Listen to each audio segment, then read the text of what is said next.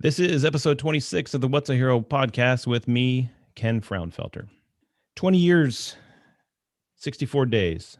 That was long enough for me. Among my peers, I was labeled the resident shit magnet on 3 separate precincts. I was not reaching for that goal, but over time it became a badge of honor of sorts, one that I took pride in.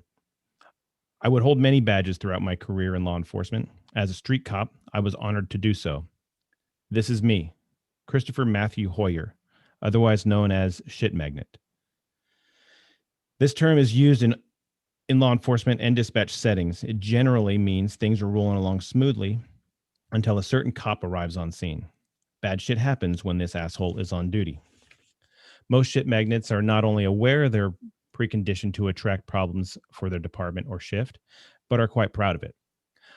I got a lot of attention on the street. Some folks were entertained, if not amused, by my incredible luck. Others were waiting for me to screw up. I may have pandered to both audiences, but overall, I made a habit out of doing the right job. At the end of the day, I was great at catching, but not so much at cleaning. Processing and report writing was not really my specialty. Dispatch would call me out by my first name over the radio, which was strictly out of policy. Christopher. I heard that a few times in my career, and it was code for, you should probably mellow out. Sometimes just for fun, I would switch channels and announce my intentions when crossing precinct boundaries. More often than not, dispatch would scold, "Do not start anything over here, mister." "Yes, ma'am." I have only had one dispatcher quit because of my antics. It wasn't really my fault-ish. It was typical patrol stuff and misinterpreting illegals. Being dropped off for a drug deal in which case led to 3 separate foot pursuits, 2 of which ended in physical fights. 2 cars fled the scene, so I requested a helicopter and a canine unit. I guess it was all too much for the dispatcher to handle. As soon as we were secure, I was told she dropped her headset and quit right there on the spot. Sorry, that was not my intention. Radio codes differ from place to place. Most agencies around the country use the 10 code with some variation. But beyond that, I think they are more or less agency specific, albeit somewhat similar between cities for cross-patching purposes. One of my favorite codes was the suspicious person. After a short time on the street, having developed strong on-view skills in respect to spotting and chasing bad guys, I found that, for me, they were all suspicious. These suspicious person calls were like a game of Mad Libs. They all pretty much sounded the same, with the exception of varying verbs and adverbs attached to them. On average, the suspicious person call occurred at least once a shift. Because of my suspicious nature, a good buddy, squad mate of mine, coined the word for me. I remember it clearly. We were cruising the streets one day when I identified my target. I turned to my squad mate and said, "Hey man, you see that guy?" I'll never forget his response. "Dude, they all can't be Chris-spicious." Chris-spicious? WTF. We had a good laugh over that one, but the nickname stuck. Over the years, I accumulated many nicknames within the department, as well as on the street, including Snaggletooth, Bastard, the Hoyer-nator, Aluminum Man, the PD's answer to Iron Man, and Skinny Little Pot-Bellied Faggot. That one was my personal favorite. Thank you to all my friends and coworkers for the love, but if it's all the same, I think I will stick with Shit Magnet. The best way for me to begin my story is at the end, at the most significant, memorable, life-altering, and ultimately career-ending moment. Bear with me as I struggle to put these words down on the page. The emotional toll has been a challenge. And this is the prologue, actually only just the beginning of the prologue, to a book called When That Day Comes, Training for the Fight, by the author Christopher Hoyer. And in this book, he lays out this whole preparation from the time he was a kid. He starts with his dad and, what his dad did and all this different stuff and where he came from and who he came from, and then who he became, to ultimately a day that will forever remind him of the different things it took him to get to where he's at. That was that ultimate fight for life. That that day that came that every police officer either trains for or dreads or knows that could be there, but doesn't want to really have to see that day, but knows it's always a possibility. And uh, in that, a very close friend of his uh, didn't come home that day, and uh, it's a great book. It's a good read for cops, but I had you're as I'm reading this, I'm going through this book, and I'm thinking, man, there's I wonder if I could ask, I would like to ask a question to this, or I'd ask a question to that. And if I could get the author on or whatever and talk with him, or, hey, so when you were doing this, XYZ happened, right? Or whatever the case is. And that would be really cool if I could do that.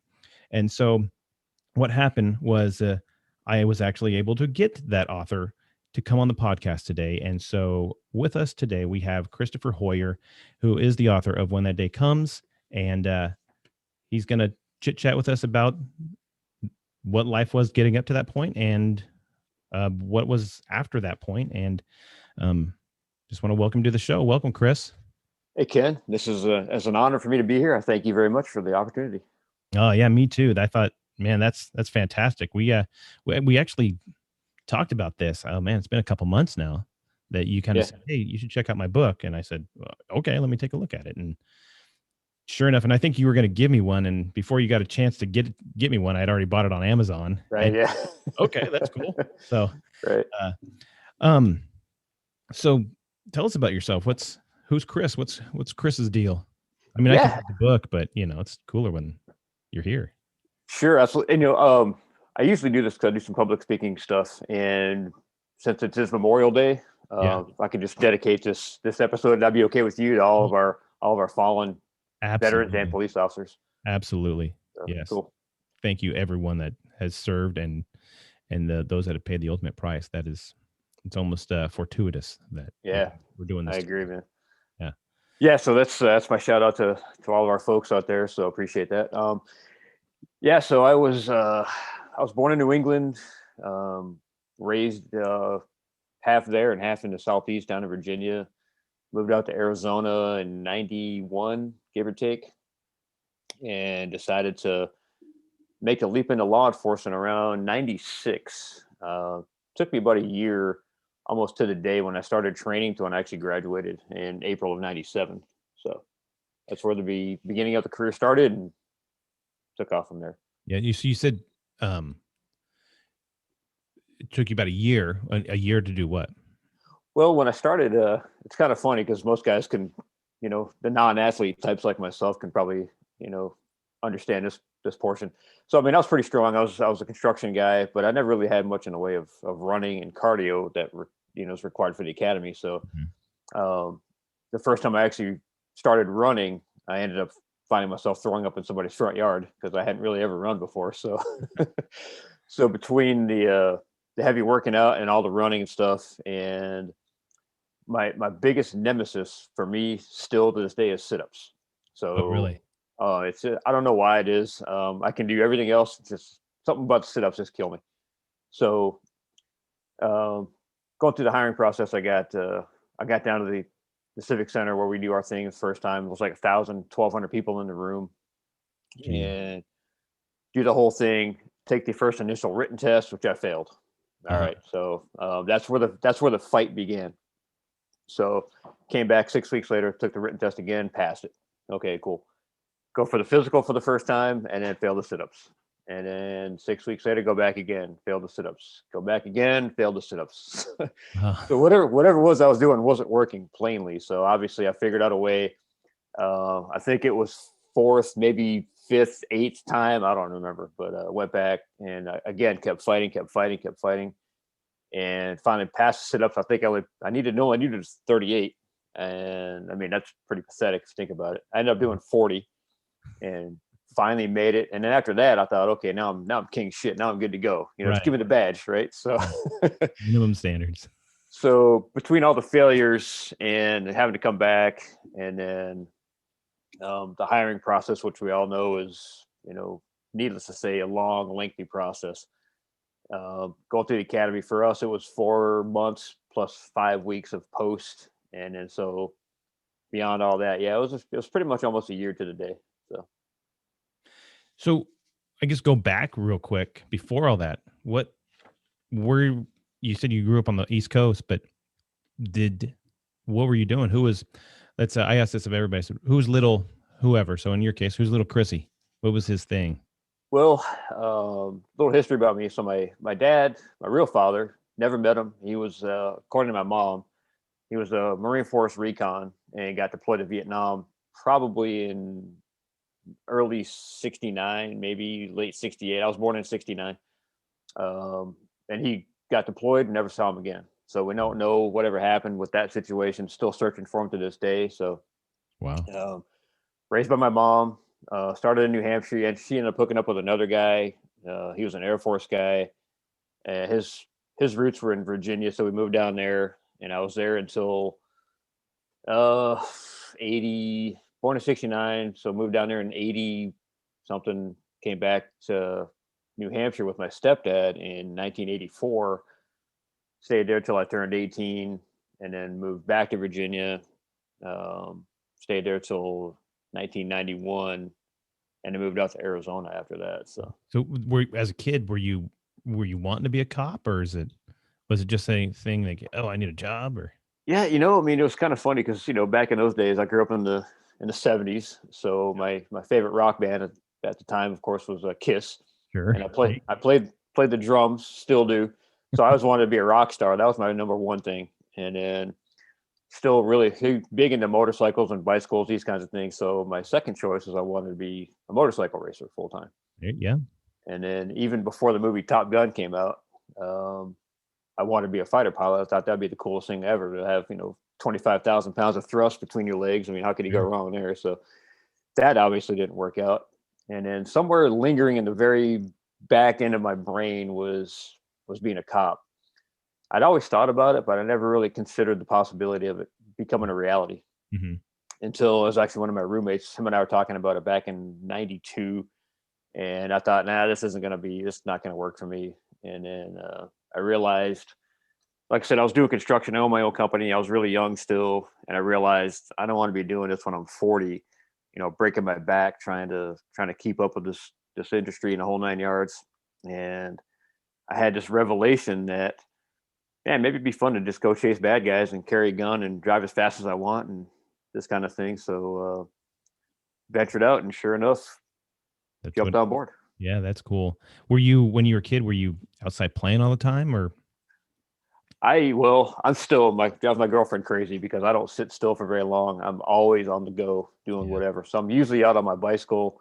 Um, as a kid, that is, or at the swimming pool. I grew up on the ocean, so I was always at the beach, Oh, this there you kind of go. thing. So Yeah. yeah, always on the go. So Yeah, and I was mentioning this to a couple other people mentioned on the prior podcast is the majority of people I talk to on here, people who are heroes, people who've done stuff that serve other people, they the most of them were just outside, go do stuff, play outside and be let's be normal. Of course there's people that have varying backgrounds, but the most part is people are they're always on the go. They're always doing something. They're not to just sit back and I just want to get in a hammock and I want to do nothing. They wanted a majority of them wanted to go do something. So you're just following suit. Just it's almost like in my I'm no psychologist whatsoever. However, I'm noticing a trend.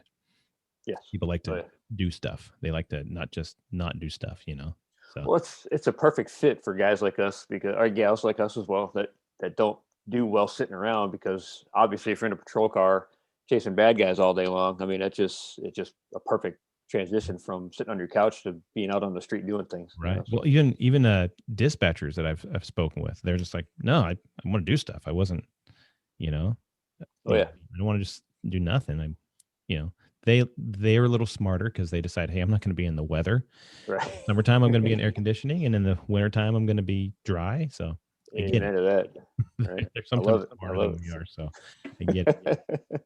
Um, so and I want to go through the book a little bit and just kind of pick out parts that kind of struck me and stuff like that. And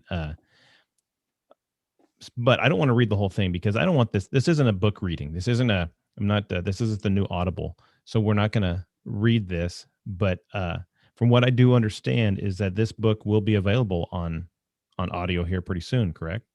It will, yeah. I've got a guy working on it. He's halfway through now, Mm. and we're hoping to have it out on Amazon and Kindle and audiobooks again. We're going to reformat the whole thing, hopefully by mid-July. That's what we're shooting for. So That'd be cool. That'd be cool. yeah. So, So I'm going to read this one part here.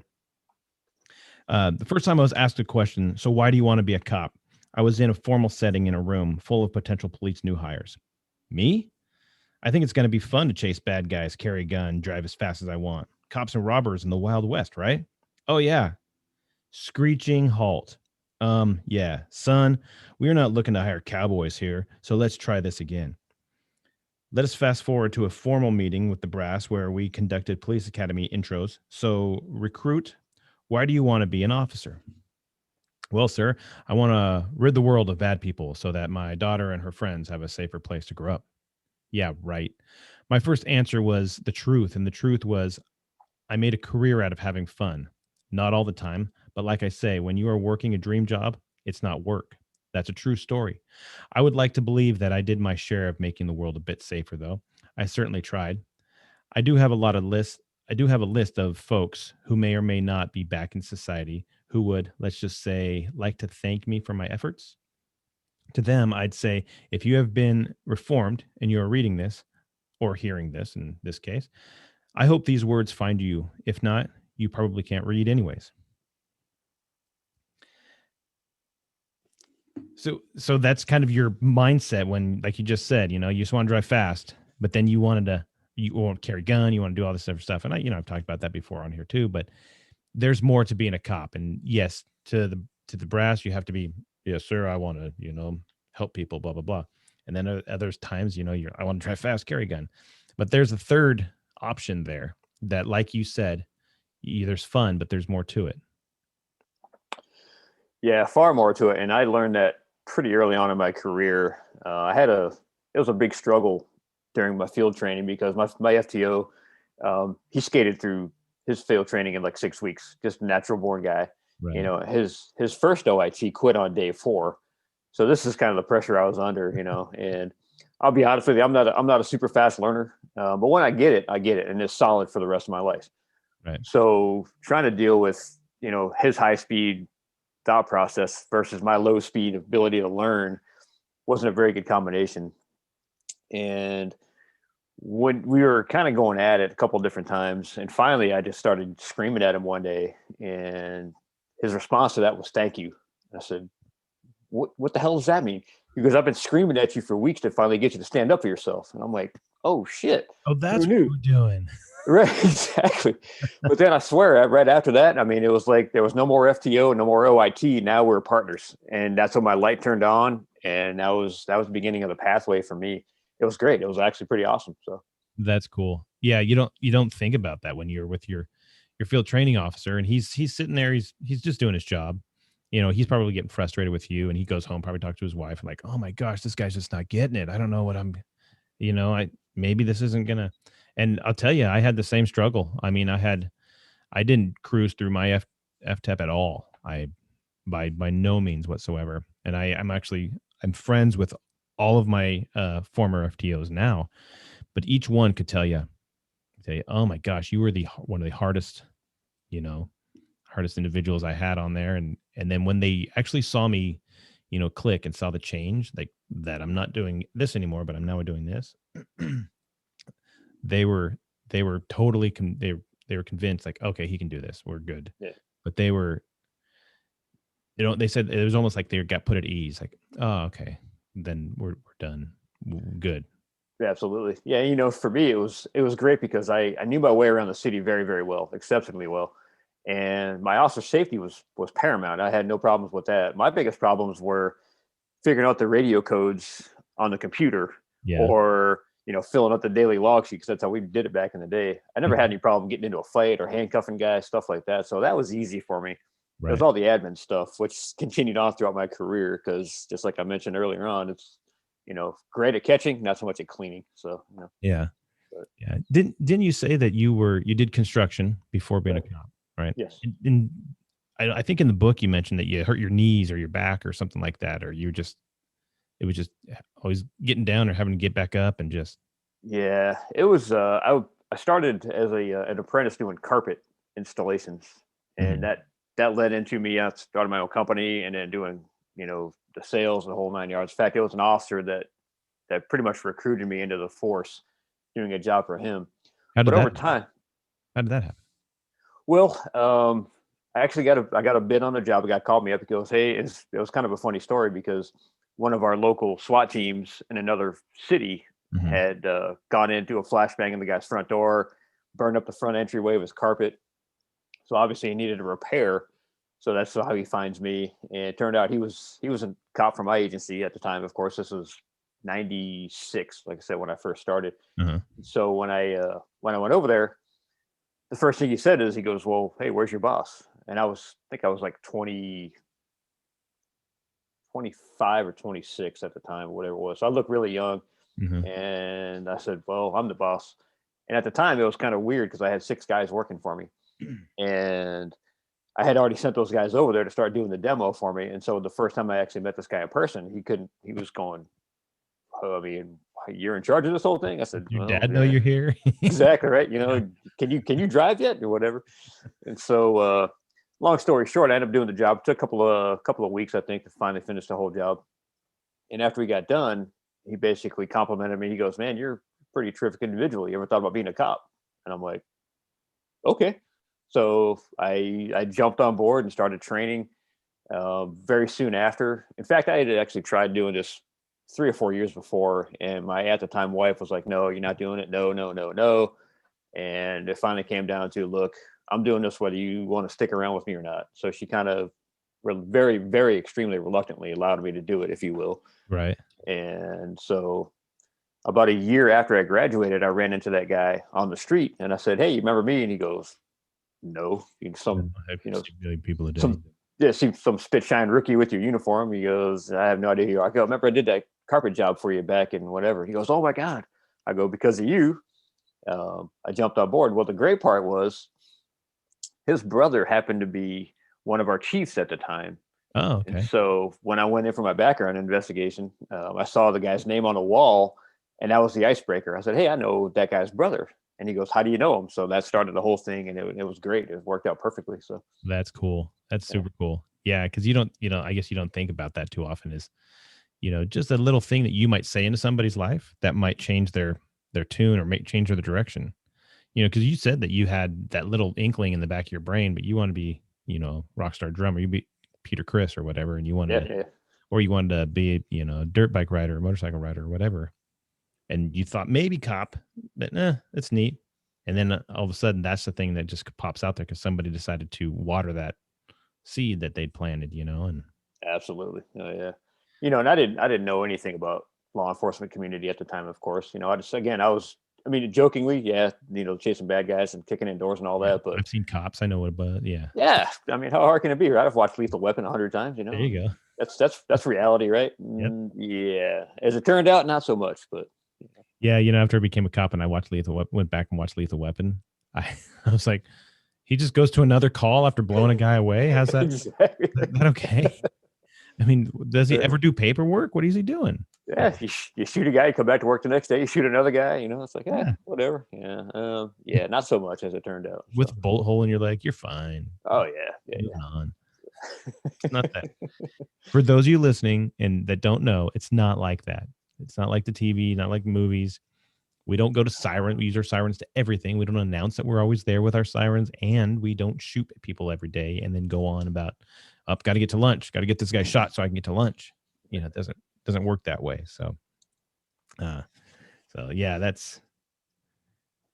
So you mentioned that you'd gone through this whole thing where that whole year where you struggled and where you had to get in shape and you had to, it was between either this or this. And um, I'm going to read this part in the book where you talk about how you kept your head down and you kept going. And so uh, you said, I learned a lot about myself and about self-discipline in the hiring process. Most of all, I learned patience. I had my fair share of life experiences. I thought that would help me, and it did to a point.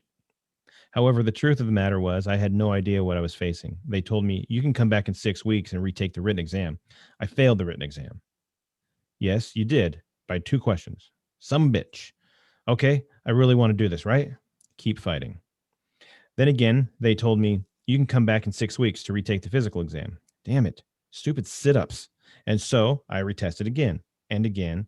It was only because of my fierce determination and training that I finally made it. There was nothing stopping me, right?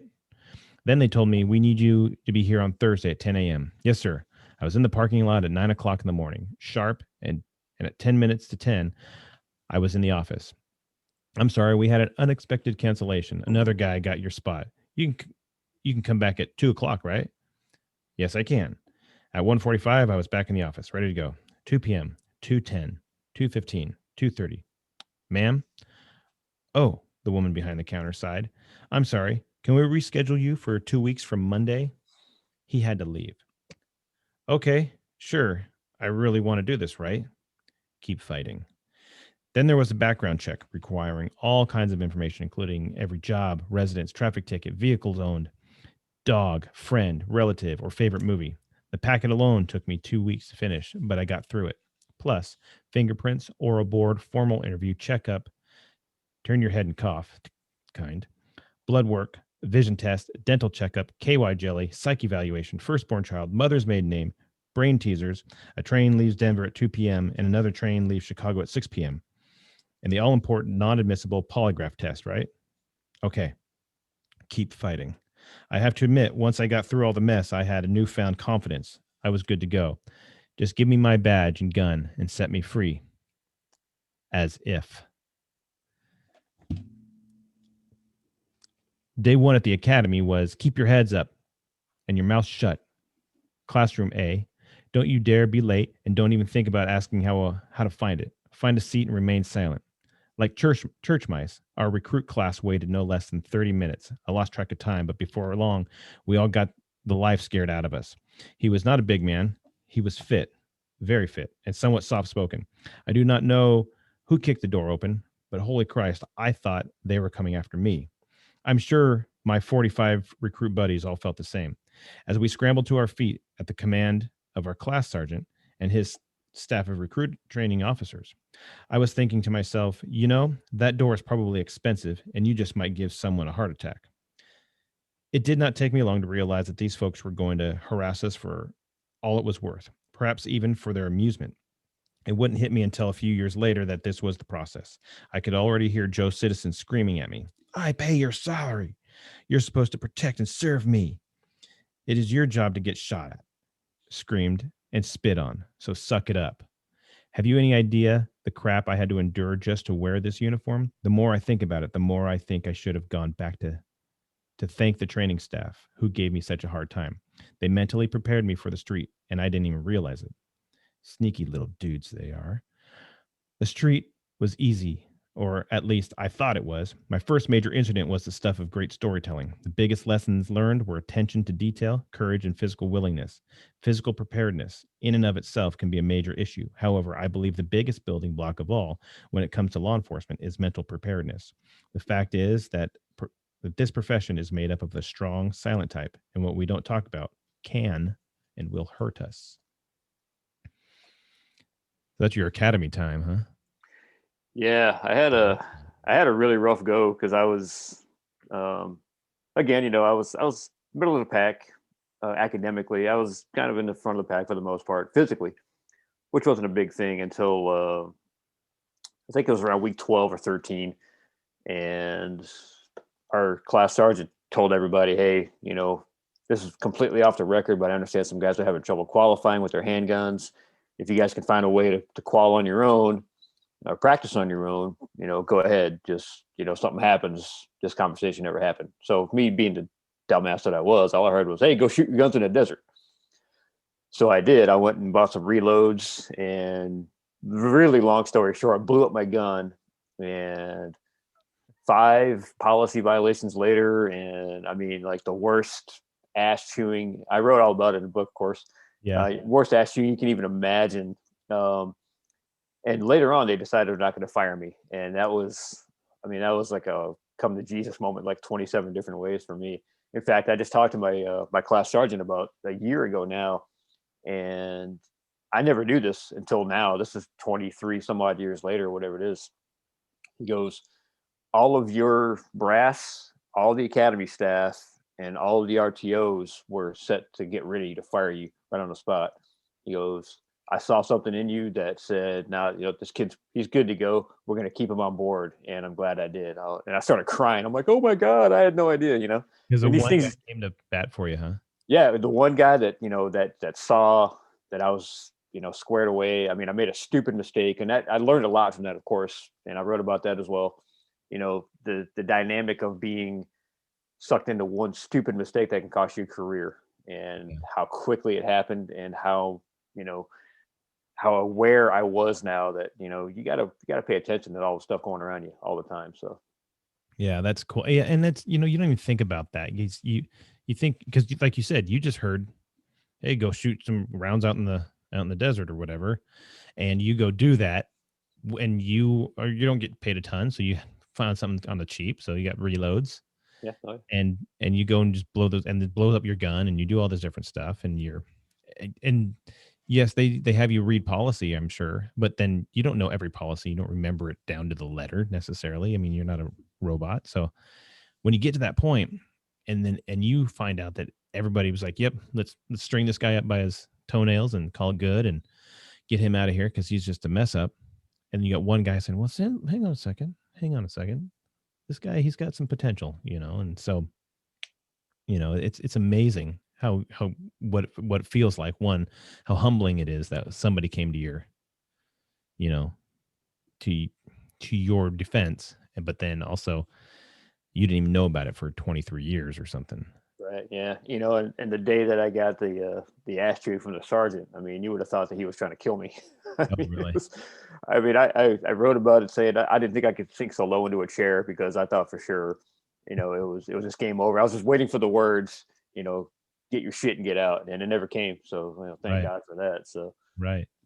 So yeah, that's hilarious that, what, now it is.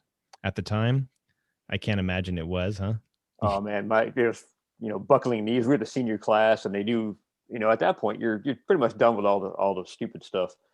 But they had us do open ranks, which as senior class we don't do that anymore. We're like, what the hell? And I knew what was coming, sort of in a small little way. Mhm. We had three other classes behind us, and there was probably well over 100 people out there, and Right. I mean it was like pin drop silence. The entire academy cadre comes over. My class sergeants, he's like, "Give me your gun belt."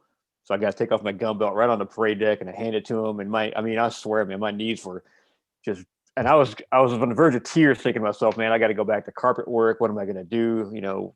Oh my god. And of course, we get done with that, and then everybody's like, "Dude, what happened? What happened?" And I'm like, "I can't talk about it." He goes, "Keep your mouth shut, and then see me in my office at whatever time."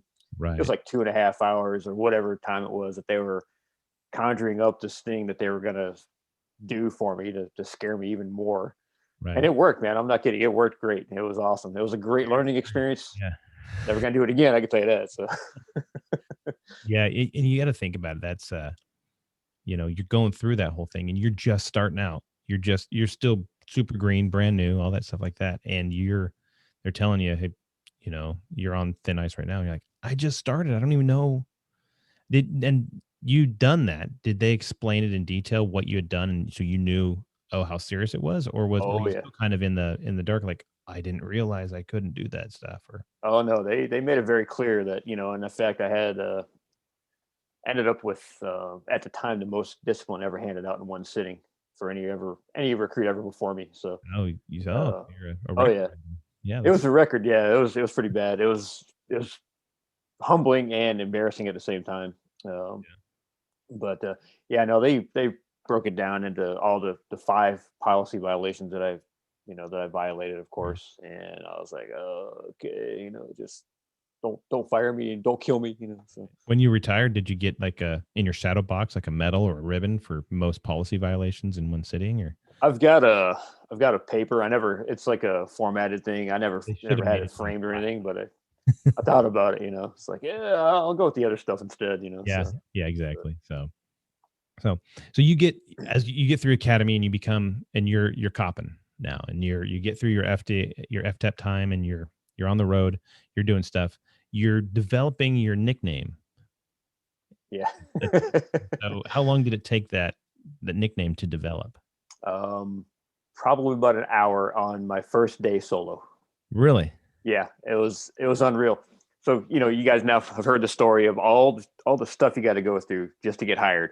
Yeah. Then all the stuff you got to go through in the academy. Then all the stuff you got to go through field training, and all the stuff. Good year and a half, maybe. Whatever. Yeah, it was a long time. FTO was 4 months. Not to mention the failures of the testing and everything else. Oh, absolutely. Yeah. So you figure April '96, graduated April '97, finally solo in, I think it was right around August of '98. So yeah, about a year and a half, give or take. Uh-huh. So that's exactly what I'm thinking about. And all the guys that have been through this understand completely what I'm going to say. I'm sitting at the gate and I'm now solo first day, and I'm thinking to myself, man, I made it. I'm the cops. Now what do I do? Right? Yeah. Sit there, I'm going, okay, where do I go? So, as soon as I hit the freaking 10-8 button, she sends me a parking violation call. Okay. So I got like the policy book, which is like 2 feet thick, and I'm flipping through there. There's something we never really did on FTO. Yeah. So I'm looking at it, and I'm like, oh my God, how do I handle a parking violation call? Right. So I had no idea. So just as simple as it gets, right? Right. So I finally get through this thing. I put a red tag or whatever it was on the car, and now I'm back in service 10-8, and the very next call that comes out is a 211 armed robbery at a Circle K convenience store, and I'm literally a mile away, and that's exactly where it started. I'm like, I've been solo for an hour, and I'm already responding, and this is broad daylight. This is like 7:30 in the morning, Wow. on a Saturday, for God's sakes, and now we got an armed robbery, and I'm right there. So of course I show up, and I get in there, and I'm talking to the clerk, and I run back out and get to my car, and I'm now searching for the guy, and lieutenant's like, how did that unit go back to the store and secure the scene? I'm like, okay. Oh, I thought we were supposed to catch bad guy. Okay, never mind. Sorry. It was one of those oversights. I got all excited, and I thought, yeah, I'm gonna go catch this guy on my first day, and be a hero and shit. It's like, yeah, no, Yeah. get back there, dumbass. So another lesson that you learn. Yeah, there's that getting into this, is everybody talks about it, and it's like, oh, be a cop, whatever. And then you talk to guys who've done it. But that first couple months of being solo, like you're talking about, you get talked to so many times that you're like, oh my gosh, is this even for me? Should I even keep doing this? I mean, I don't know if, because I keep getting corrected. And anybody, if you get corrected over and over, you're like, oh, they're micromanaging, or they don't like me, or whatever. It has nothing to do with it. If they weren't correcting you, they didn't care. They're trying to get you to do the job right, and they're trying to help you. I mean, but as a new guy, you're always thinking, oh my gosh, I just screwed up. They're going to fire me. Yeah, no, they're keeping you in your lane is what they're doing. Well, let's face it. I mean, it's a fire hose of information. I mean, you can only learn so much in so much amount of time that you have. And then the real learning is on the street, even after FTO. I mean, again, you can only do so much on FTO. He's going to teach you what he can, but at some point in time, you got to go on your own. Yep. And then, of course, you got your squad mates, and maybe your boss is going to kind of babysit you through most of it. But at some point in time, you got to freaking, break out and take over and to start facing the realities of what you've gotten yourself into. Right. And then what's weird is you don't realize that you know what you know. Yeah. Oh, yeah. As you're on FTEP, when you start out, you don't realize what you don't know. You don't know what you don't know, I guess. Right. Exactly. And then when you get there.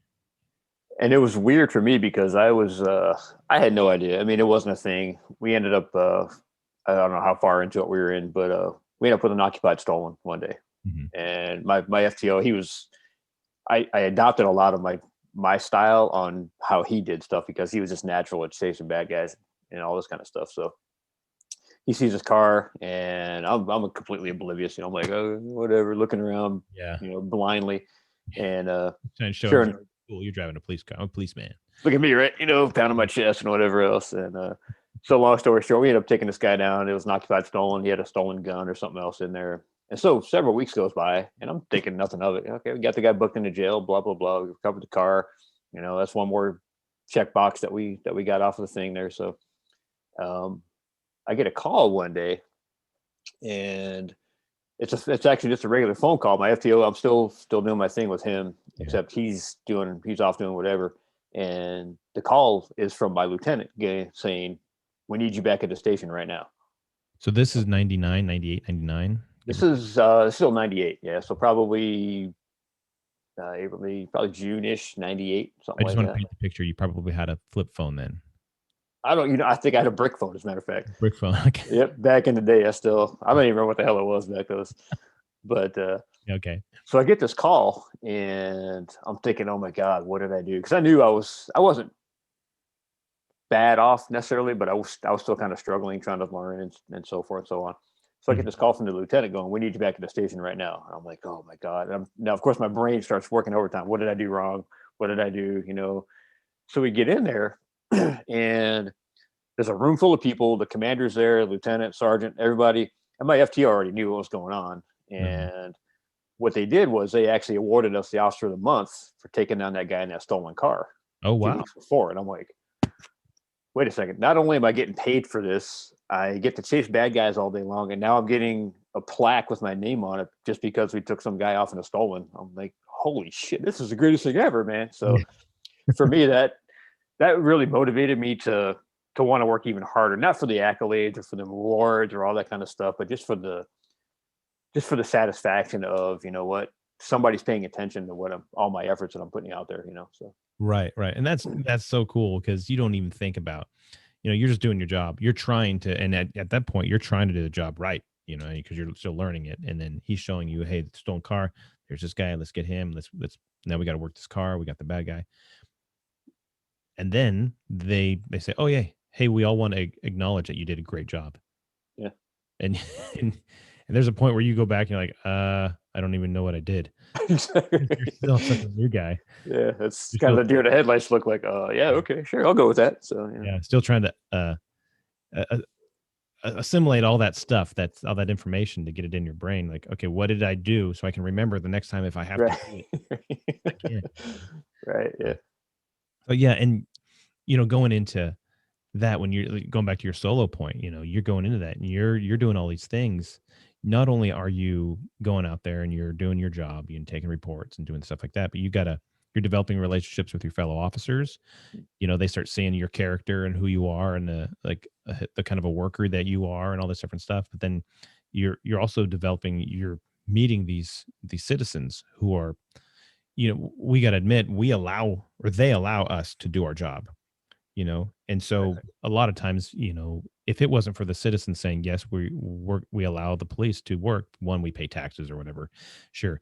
But the other side is if the citizenry wanted to really have an uproar and say, we don't want the police, we don't want the taxes going to that anymore, which, we deal with that in society now. They're all talking about all that stuff. But for the most part, the fact that we get to be police officers, people are like, yeah, we'll submit to your guys' authority because when you're trained, you know what to do. And I'm trying to run a business over here. I don't have time to go do that sort of stuff. And let's admit it, we have the disposition to be those people, those A-type personalities or whatever, to go run into the gunfight or the burning building or the whatever and try to go do that. So if it wasn't for all those things, we wouldn't be able to do our job. But then the other side of it, we have a responsibility now to go and develop those relationships and show people and prove to people that, hey, you can depend on us. We want to be here to help you out and we want to do this. So, it's fantastic that way.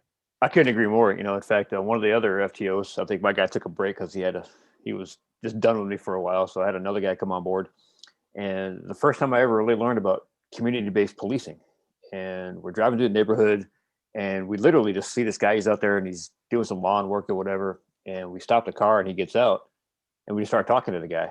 And I'm like, okay, whatever. So we get back in the car and I go, what was that all about? He goes, that's community-based policing. We're just letting the guy know we're here. Does he have any questions or is any crime trends going on that he needs to make us aware of and this kind of stuff? And I'm going, man, that's great.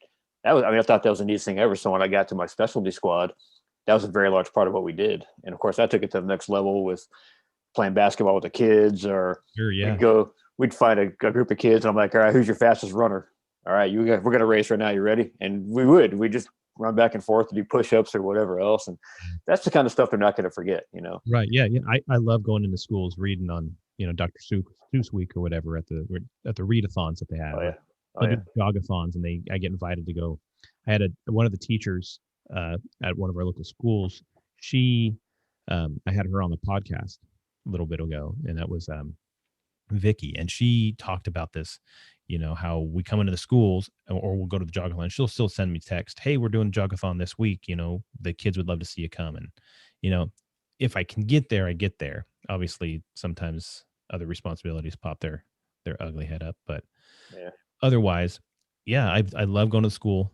And I think that's a huge thing, that sort of thing. Or then because there's parents there too, and then parents want to ask questions, and then Of course. you know just developing the relationships. I think that's the biggest thing, and I think that we forget that sometimes, is our job is to develop relationships with people.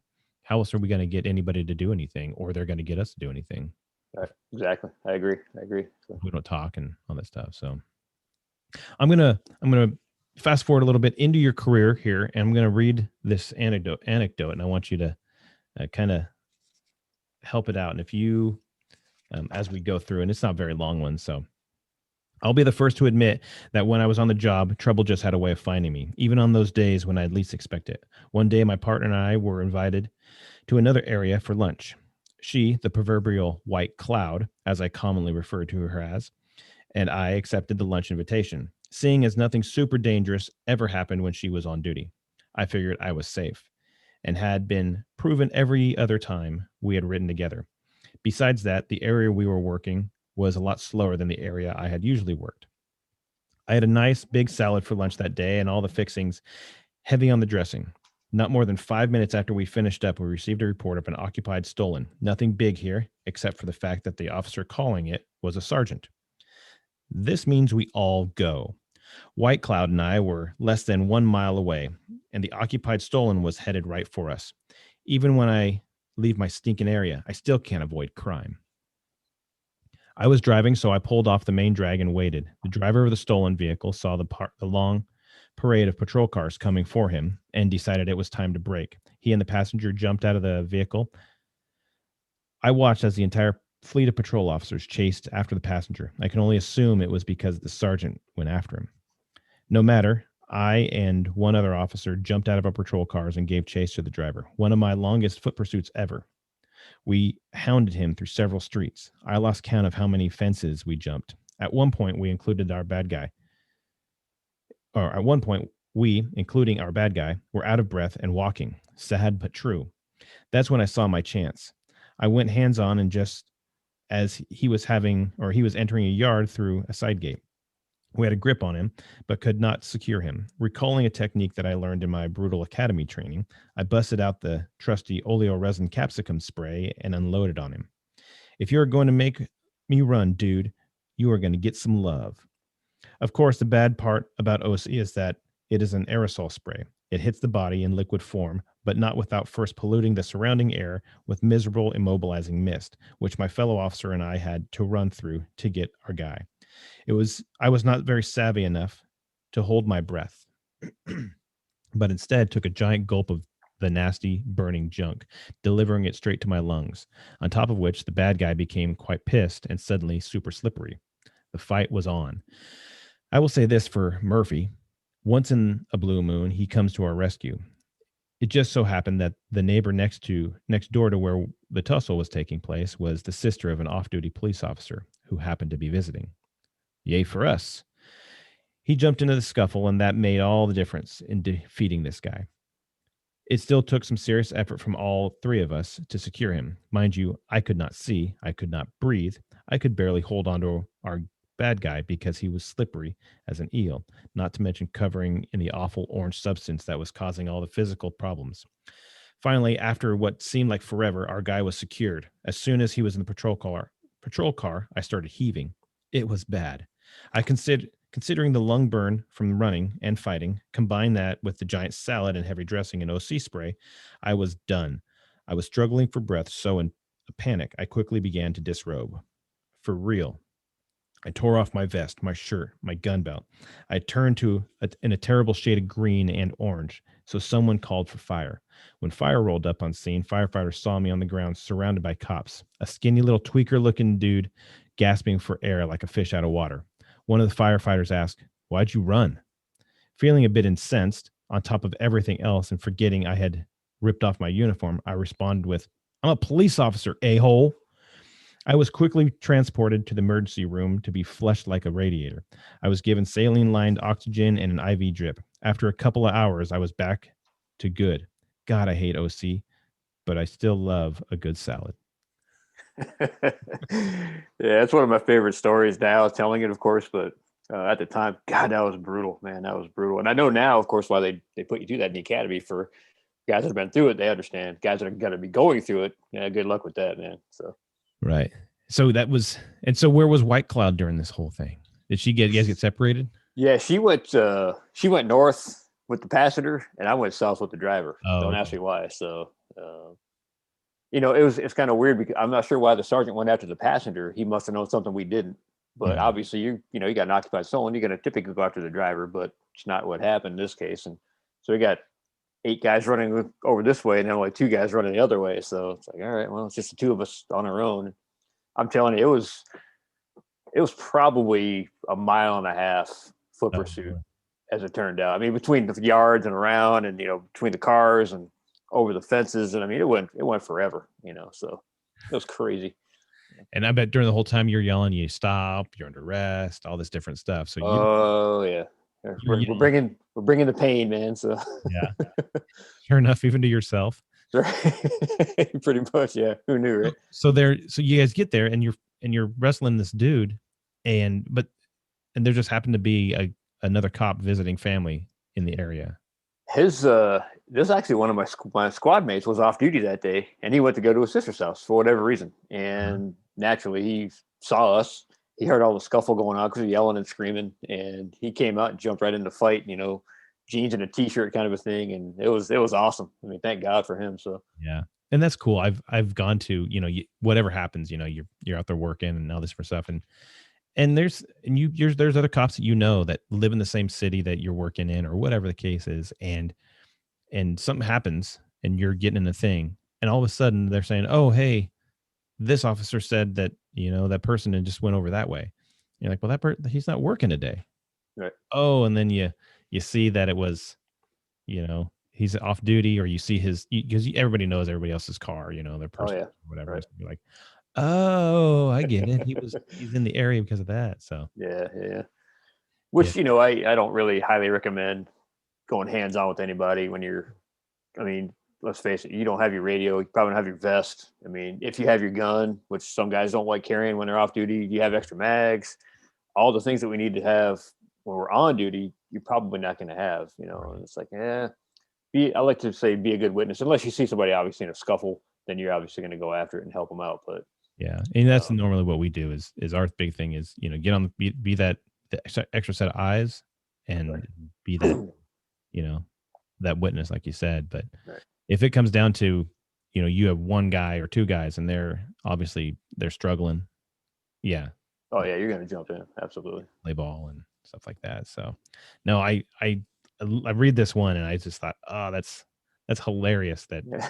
the firefighter, you're sitting on the ground writhing in pain, and the firefighter thinks, "Oh yeah, why'd you run, little?" Exactly, right. And I was pissed. I'm like, dude, I'm in freaking agonizing pain over here, and you guys are kind of just dicking around with all your stuff. I'm like, dude, help me, man. Come on, I'm dying. So, but after I said that, they all kind of jumped too, like, oh man, oh sorry, man. They all came in and helped me out. So Yeah. Oh, that's, and that's funny. And um I have another one here that this one's a little bit longer, so I'm not going to read the whole thing. But I'm going to do is I'm going to start it out and I'm going to let you finish this story because okay, this one's hilarious and you'll know exactly when I start reading where all right. we're at. So, having a partner with skills I did not possess was always a comfort. For example, the blonde-haired kid who could break out in fluent Spanish on scene, quieting a crowd of shocked Hispanic bystanders, or the computer genius who knew how to hack his way into the squad car computer, adding internet. One of my personal favorites was the weightlifter, the muscle bound guy who loved to inflict pain on bad guys. We all had talents, and I was not always the one to start stuff. Sometimes I was in the passenger seat, riding shotgun. One day, my partner, the weightlifter, and I were cruising around playing nice when the call came out. Subject threatening with a knife. We were 1 mile away. We found our guy on top of a food truck. That was that was a new one for both me and my partner. The subject was armed with a screwdriver and appeared to be forcing his way into the sunroof air vent of the vehicle. We contacted the subject, making several requests for him to surrender himself and his weapon. He wanted nothing to do with us. Throughout my years on the street, I always found it hard to believe that bad guys weren't more apt to submit to our requests. What were we doing wrong? Thinking he might jump and run into the gathering crowd of people, it was a game. It was game on. And because I knew I would not miss, I grabbed Delilah and went forth into the zone to meet our new friend. My partner grabbed the fire extinguisher sized pepper spray, i.e., the crowd pleasers, as I like to call it, and shouted a nicely worded verbal request demanding the subject come down off the food truck. Can you believe he did not give up? I'm going to stop there and let you finish it. All right. So Delilah was my rifle, Uh-huh. and one of my best friends, if you will, on the street. I'm sure we'll probably get to that, but that's a whole nother Sure. story. So, Yeah. so yeah, this guy's up on this food truck, and we're thinking, all right, well, this is a new one. How do we handle this? And he's looking right at us. He doesn't care that we're there, whatever. And so he's able to get down into this cab area of this truck, right? Yeah. What I didn't know was it was a stationary vehicle. It wasn't going anywhere. They use it only for prepping food and stuff. It wasn't mobile anymore. So so there's a basket on the front of this vehicle, which I didn't know at the time had a hinge attached to it. And so my partner, he's a freaking Superman. He's a beast. He's like 6'3", 260, solid muscle. I mean, the guy's scary Mhm. big. And so he does this freaking Batman move, just jumps right through the freaking front window, which there's a partial window there. And when he went through, he shattered the windshield of this truck. And so he's in there now, and he's made his way into the back of the truck. And I'm trying to secure the rifle because the patrol car's too far away to go back. And of course, now I know my partner's in there by himself fighting with this guy who we know is armed with at least a screwdriver. So I get up on the front of this basket, and it's got a hinge. So I go flying backwards and land right on my head, which was, embarrassing to start with. Because there's a crowd gathering, like you said. And I got my rifle in my hand, and down I go. I'm like, son of a bitch. All right. So I was able to get my way into the cab of the truck, which of course I don't know is now covered in glass. So as soon as I put my hands up on the windowsill, both my hands are now impaled with glass. Okay. So I force my body in there. I secure the rifle under the steering wheel of the truck, so I'm not going to go hands on with that thing in my hand. And Sure.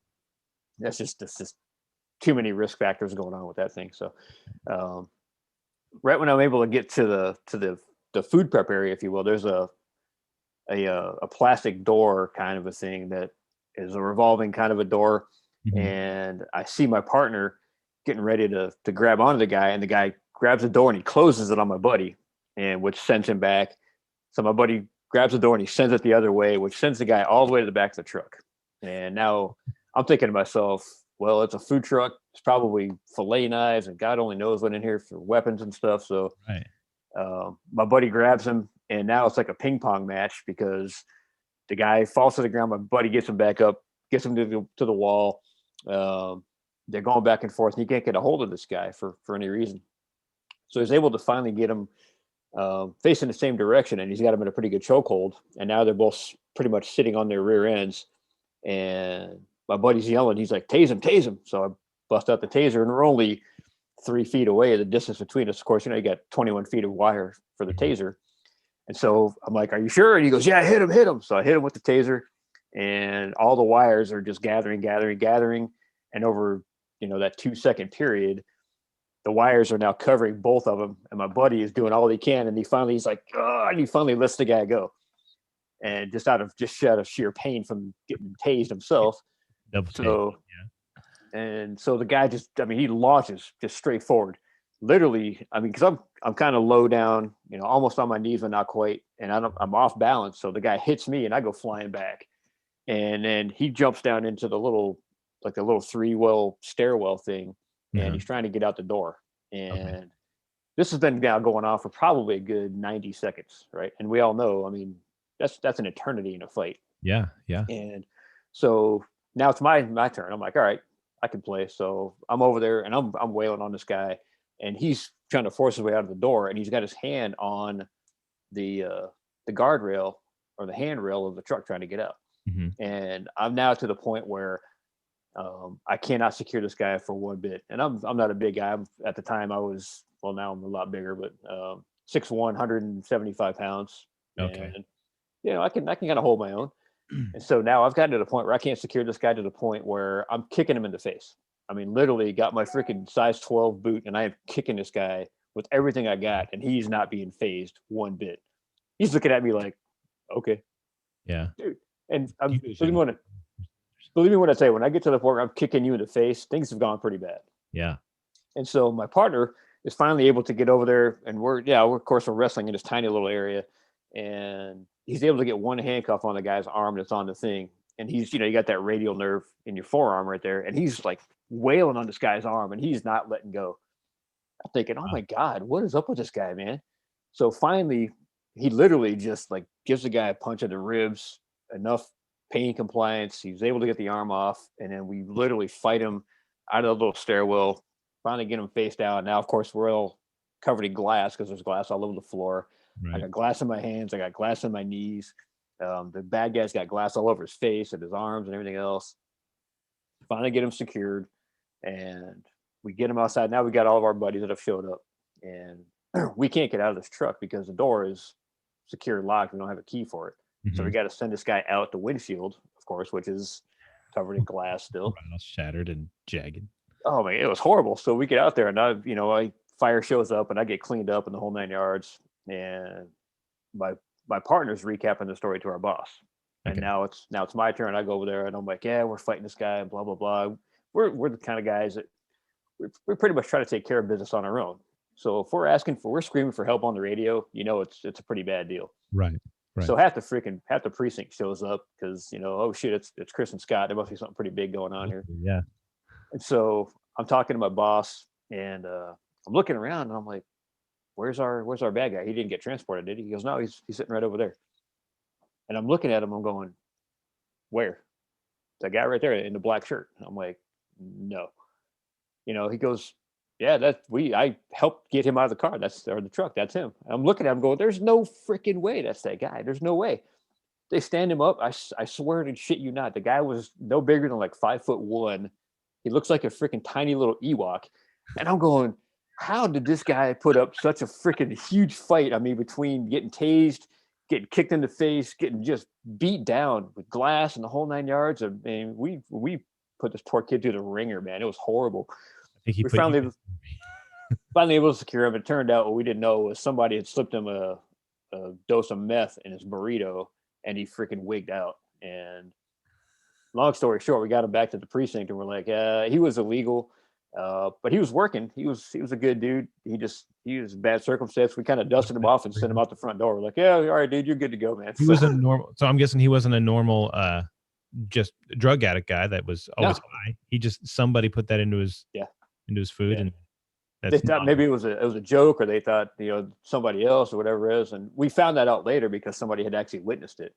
Oh, so obviously, of course, we're doing our interviews in the whole 9 yards. We found out this guy, he was a good kid. He was like 20 years old. Probably just got across the border recently, and found gainful work, and now he's got 2 cops beating the crap out of him. I think it worked the other way. Oh man, so sorry, man. I felt bad for the guy. I mean, he was, by the time we got done with him, he was pretty well through the ringer. But so when you get done with something like that, and you both are supposedly, and I'm using air quotes, specimens, right? Especially like your partner and stuff. Oh yeah. Were you guys second guessing yourself, like, oh my gosh, I don't train hard enough, or I thought I was tougher, or? Absolutely. I mean, again, you're kicking a guy in the face, and I kicked him no less than 10 times in the face. And I'm thinking to myself, this is not working. And I mean, I've gone through all my repertoire of stuff, and I'm not a martial arts guy by any means. Mhm. I can't say I've ever really lost a fight, but that was as close as I've ever come to not being able to secure somebody. Yeah. And then the guy's a third of our size. I mean, a tiny little dude. It was crazy, man. So But yeah, I did kind of question myself about, am I not training the right way? Do I need more expertise or whatever it is, so. Right. And it reminds me of and just this portion that we're talking about. It reminds me of this. There was this MMA guy, and he was preparing to get he had a match coming up, big old televised thing, and lots of money involved, all that stuff like that. And he was just super cocky, just always doing the whole thing. And so I'd say I think it was like a week or two, maybe three before his big fight was coming up. He had some home invasion burglar come into his house, some guy intruder into his house. And so he and his girlfriend or wife or whatever sleep in. He had kids and stuff. So this guy comes in the house and just wanting to steal from them, didn't know they were home, whatever. And he came down and he got in a fight with him and the whole thing. And he's thinking, I'm an MMA guy. I'm in the middle of training for a big fight. I'm gonna wreck this guy's world. And he said he got in this big old fight, and he said everything he was doing with this guy was just, he was hitting him so hard, and he was kicking him and doing all these things, elbows, and the guy wasn't responding to the amount of force he was given. And this guy's obviously a trained professional fighter, and he was fighting. And he said the fight went so long that he was just exhausted. And so finally, I guess wife called the police. They came, they were able to help, and he finally got the guy taken care of before the police showed up, and then able to hand him off. But he said that caused him to, it was really questionable for him that he didn't know why everything he'd been trying was not working on this guy. But he continued training. He got done with it and went and did his big bout. And he had this really good record up until this point, not very many losses to quite a few wins.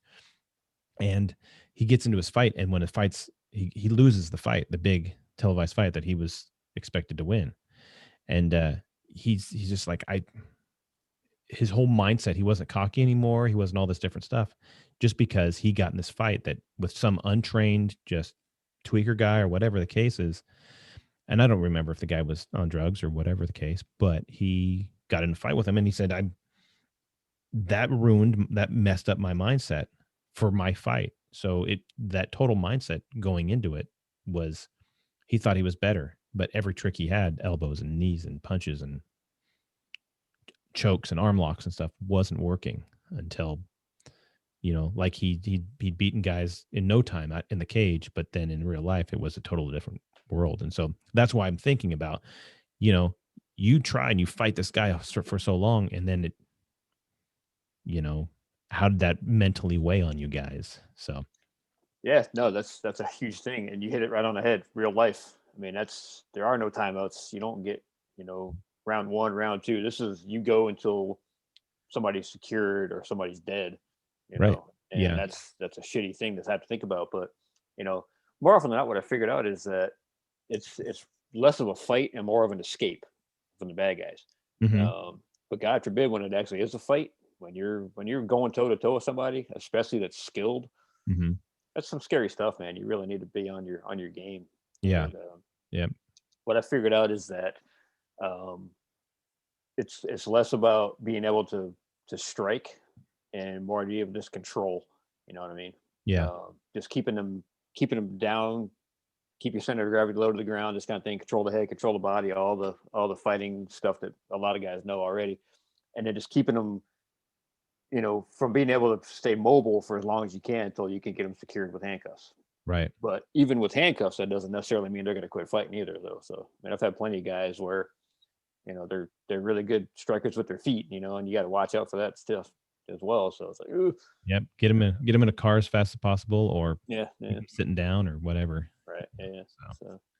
So next one, I'm kind of keeping with that kind of ideas. I'm going to read a little bit of this one. Maybe you can kind of go into more detail on it as well.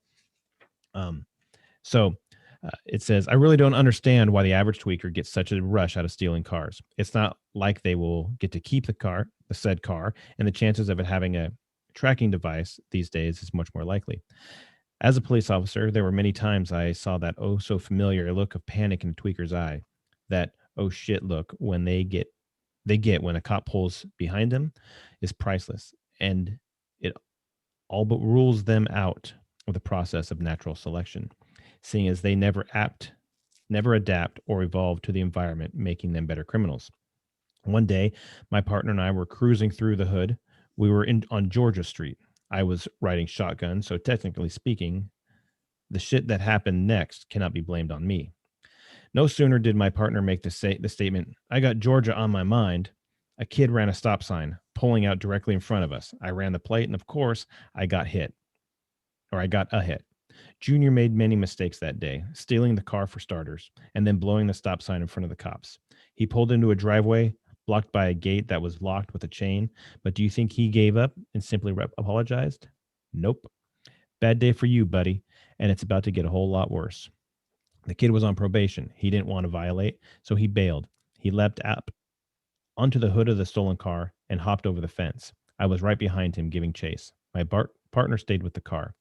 Junior made his way over the large fence and into the field and ran along the fence line. I figured he thought I would follow suit. I did follow. However, I remained on the opposite side of the fence, inside the complex. It was a game of cat and mouse. He started making his way back over the fence about 50 yards from where he first took off. It took him a minute to accomplish this task, so I watched and waited. Once he was committed, I moved in. The fight was on. This was another of those epic fights in my career, and it was not the usual trying to escape fight. No, this kid wanted to fight me. Hang on, bro. Let me stretch for a second. Guess not. So you didn't get a chance to prep for that one at all, huh? No, that one was that's one of my favorite fights of all time, because this was a fight. This wasn't just I want to escape. Now, you know what? You cops squared against me. Now we're going to go to town. Okay. So same thing. I mean, I talk about the tweakers. We had a whole bunch of other array of drug related kind of crimes, but the meth during my majority of my career was pretty much the primary drug of choice. Mm-hmm. So sure enough, this guy was on dope as well. And we start going to town. I mean, it's a freaking knockdown drag out. Good fight, really good fight. In fact, somebody actually had, yelled out the window, "Hey, you want me to call 911 for you?" And I said, "No, I got this. Don't worry about it." And so, of course, I got my Superman cape on. I'm thinking I'm all badass. And this kid, I mean, we're locking shoulders, and he slams me, face first into a car. I'm like, holy shit! So I get up, and of course, I return the favor, and we're locking horns, going back and forth, and he's punching me in the ribs, and I'm freaking elbowing him in the face, and he goes down, and he gets back up, and then he kicks me, in the common peroneal. So I go down, I get back up, and this just goes on for probably about another 2-minute long fight. Right. And finally I realized, okay, neither one of us is really gaining any control on each other. And so he's able to get up, and I pull out the taser, and I'm like, all right, this is done. This has been kind of fun, but now, okay, we're done.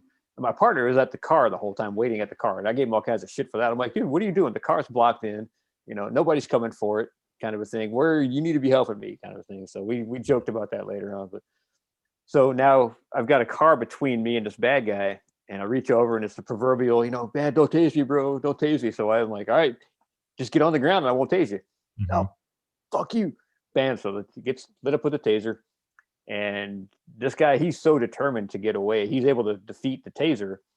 Unfortunately, one of the probes got him in the chest. The other one got him in the side, but he had a shirt on that was kind of loose. So he's able to just rip the shirt open and able to get that off, pulls the other probe out. So I thought, well, that didn't work. So I throw the taser to the ground, and then he starts to run, and he's getting over this fence. It's a wrought iron fence. And I waited for him to commit to it before I went over there, because I knew exactly what I was going to do. Uh-huh. So I grab him pretty much from his collar, and I'm just punching him in the ribs as hard as I can, probably a good 7 or 8 shots. And out of nowhere, all I hear is, "Chris, move." So naturally, I'm not going to stand there and look around and ask why. So I literally just let the guy go, and I took a step to the side. Mm-hmm. And one of my buddies, he's a pretty much a professional baseball player size guy. He's like 6 foot 220, solid muscle too. Right. Is in a dead sprint and comes out of nowhere, sees me fighting with the guy, yells the thing. So I step aside, and he basically just drops the guy right into the fence.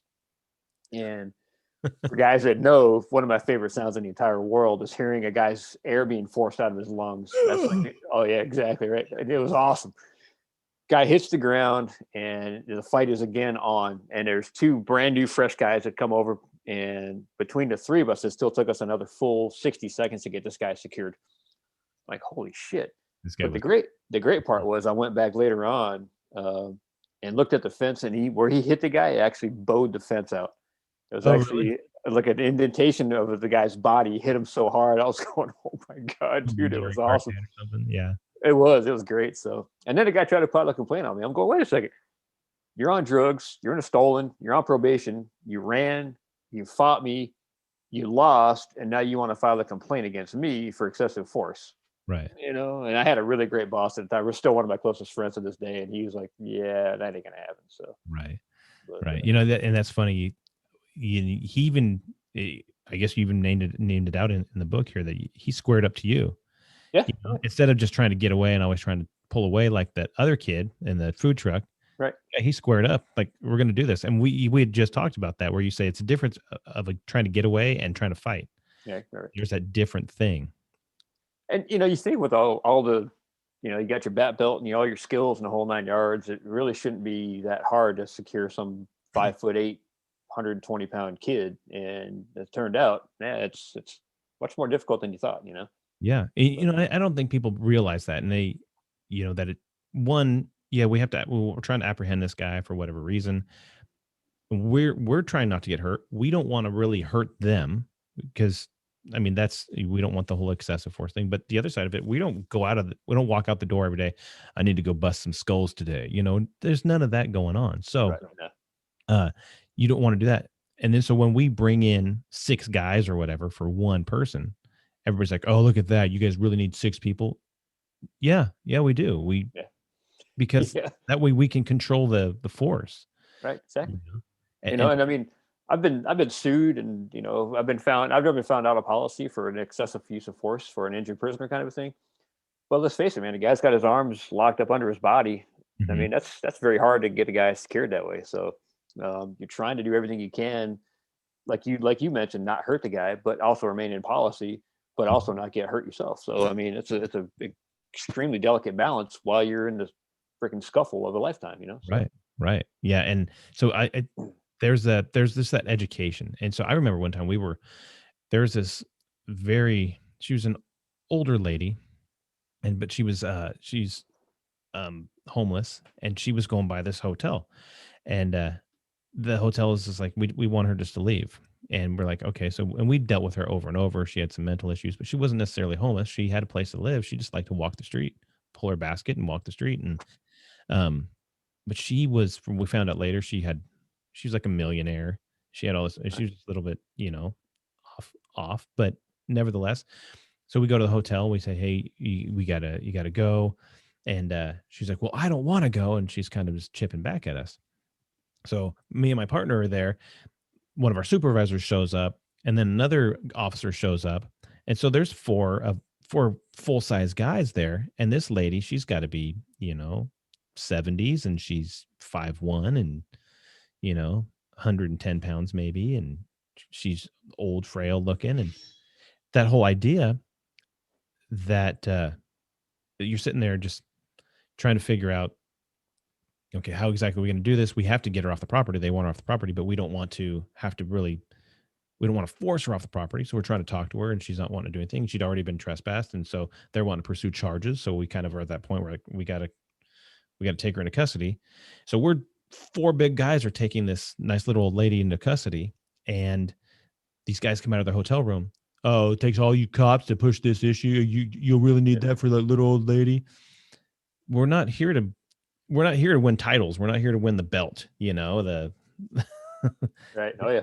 We're not getting a trophy for this. We're trying to make sure we do our job as the citizens expect us to, and we're trying to make sure nobody gets hurt in the process, ourselves included. And then you have all these other guys making sure, that's why we have people on the peripheral, making sure that, hey, we're going to make sure that nobody gets hurt, and you're not using that excessive force. So you have somebody there to help keep you in line, even though you don't need that, but it helps. You can say, I agree. And I'll take it a step further, because not necessarily in her case, but how many have we seen where, if you just comply, don't resist, you're probably just going to get a ticket or go home. yeah, You may go to jail, but the second you resist, what do you expect us to do? We have to defend the public, defend ourselves, defend our partners, all these kinds of things. So all these guys, well, you shot him because this. Well, what was I supposed to do? The guy pulled a knife, pulled a gun. Of course I'm going to shoot the guy. I'm not going to stand there and get stabbed. Right. But if he had just put the gun down or put the knife down and said, okay, today's not my day. I'm just going to give up and then I'll fight the justice system later, kind of a thing. I mean, that would save probably all of the lives of these jackasses, But I mean, I think a lot of people just don't want to be told what to do sometimes, and I get that. I agree. None of us do. None of us want to. We're adults, and I don't need somebody else telling me, what to do. I know what I have my things to do. Yeah, you're right. However, you did something, and I just want to talk to you about the thing. Now, that doesn't excuse. There's some attitudes that some police officers have that maybe they can be. We change the attitude, maybe your tone and the way you speak to people. Yeah, sure. I couldn't agree more. However, there's a point where you just got to let's just do what we have to do. I have a job to do, and I've told you the reason that I have to do my job at this particular juncture. And then, I don't want anybody getting hurt. I want to go home. You want to go home. It may be a little bit longer if something happens that we all get to go home. But if you go to jail, it'll be just a couple hours maybe, or the next day. Right, you get to go home. If this turns into a fight, it's going to take a lot longer for me to go home because, I've got to do paperwork and I've got to talk to people and I've got to do all these different things and do an investigation and blah, blah, blah. So I prefer not to do that. If we can all just do what we have to do, and you can talk to the judge about it because they're the one ordering me sometimes to have to hook you up or whatever. So, and that's a unbelievably spot on point, because I mean, the verbal judo side for us, I mean, I'm always trying to talk my way out of a fight all day long. Right. I'd much rather just talk my way out of it and then just go on my way. But you're right, though. I mean, there are a lot of guys that are out there that, a little badge heavy and they get a little pissy in the beginning.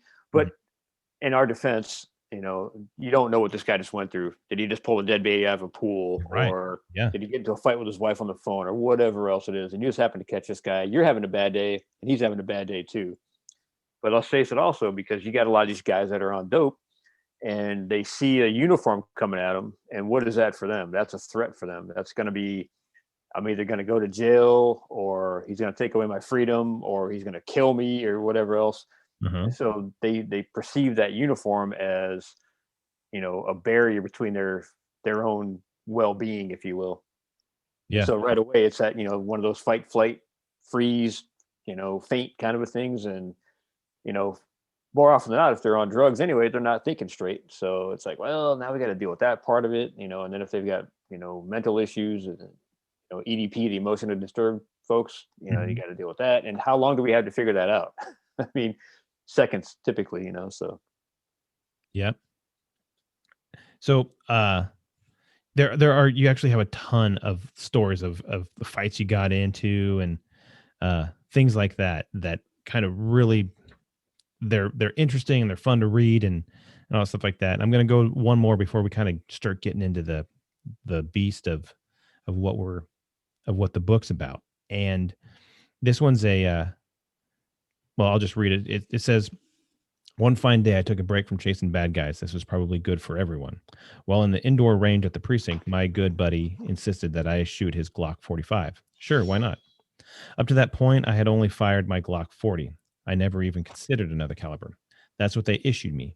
So that's what I shot, my 40. It did the job. The first two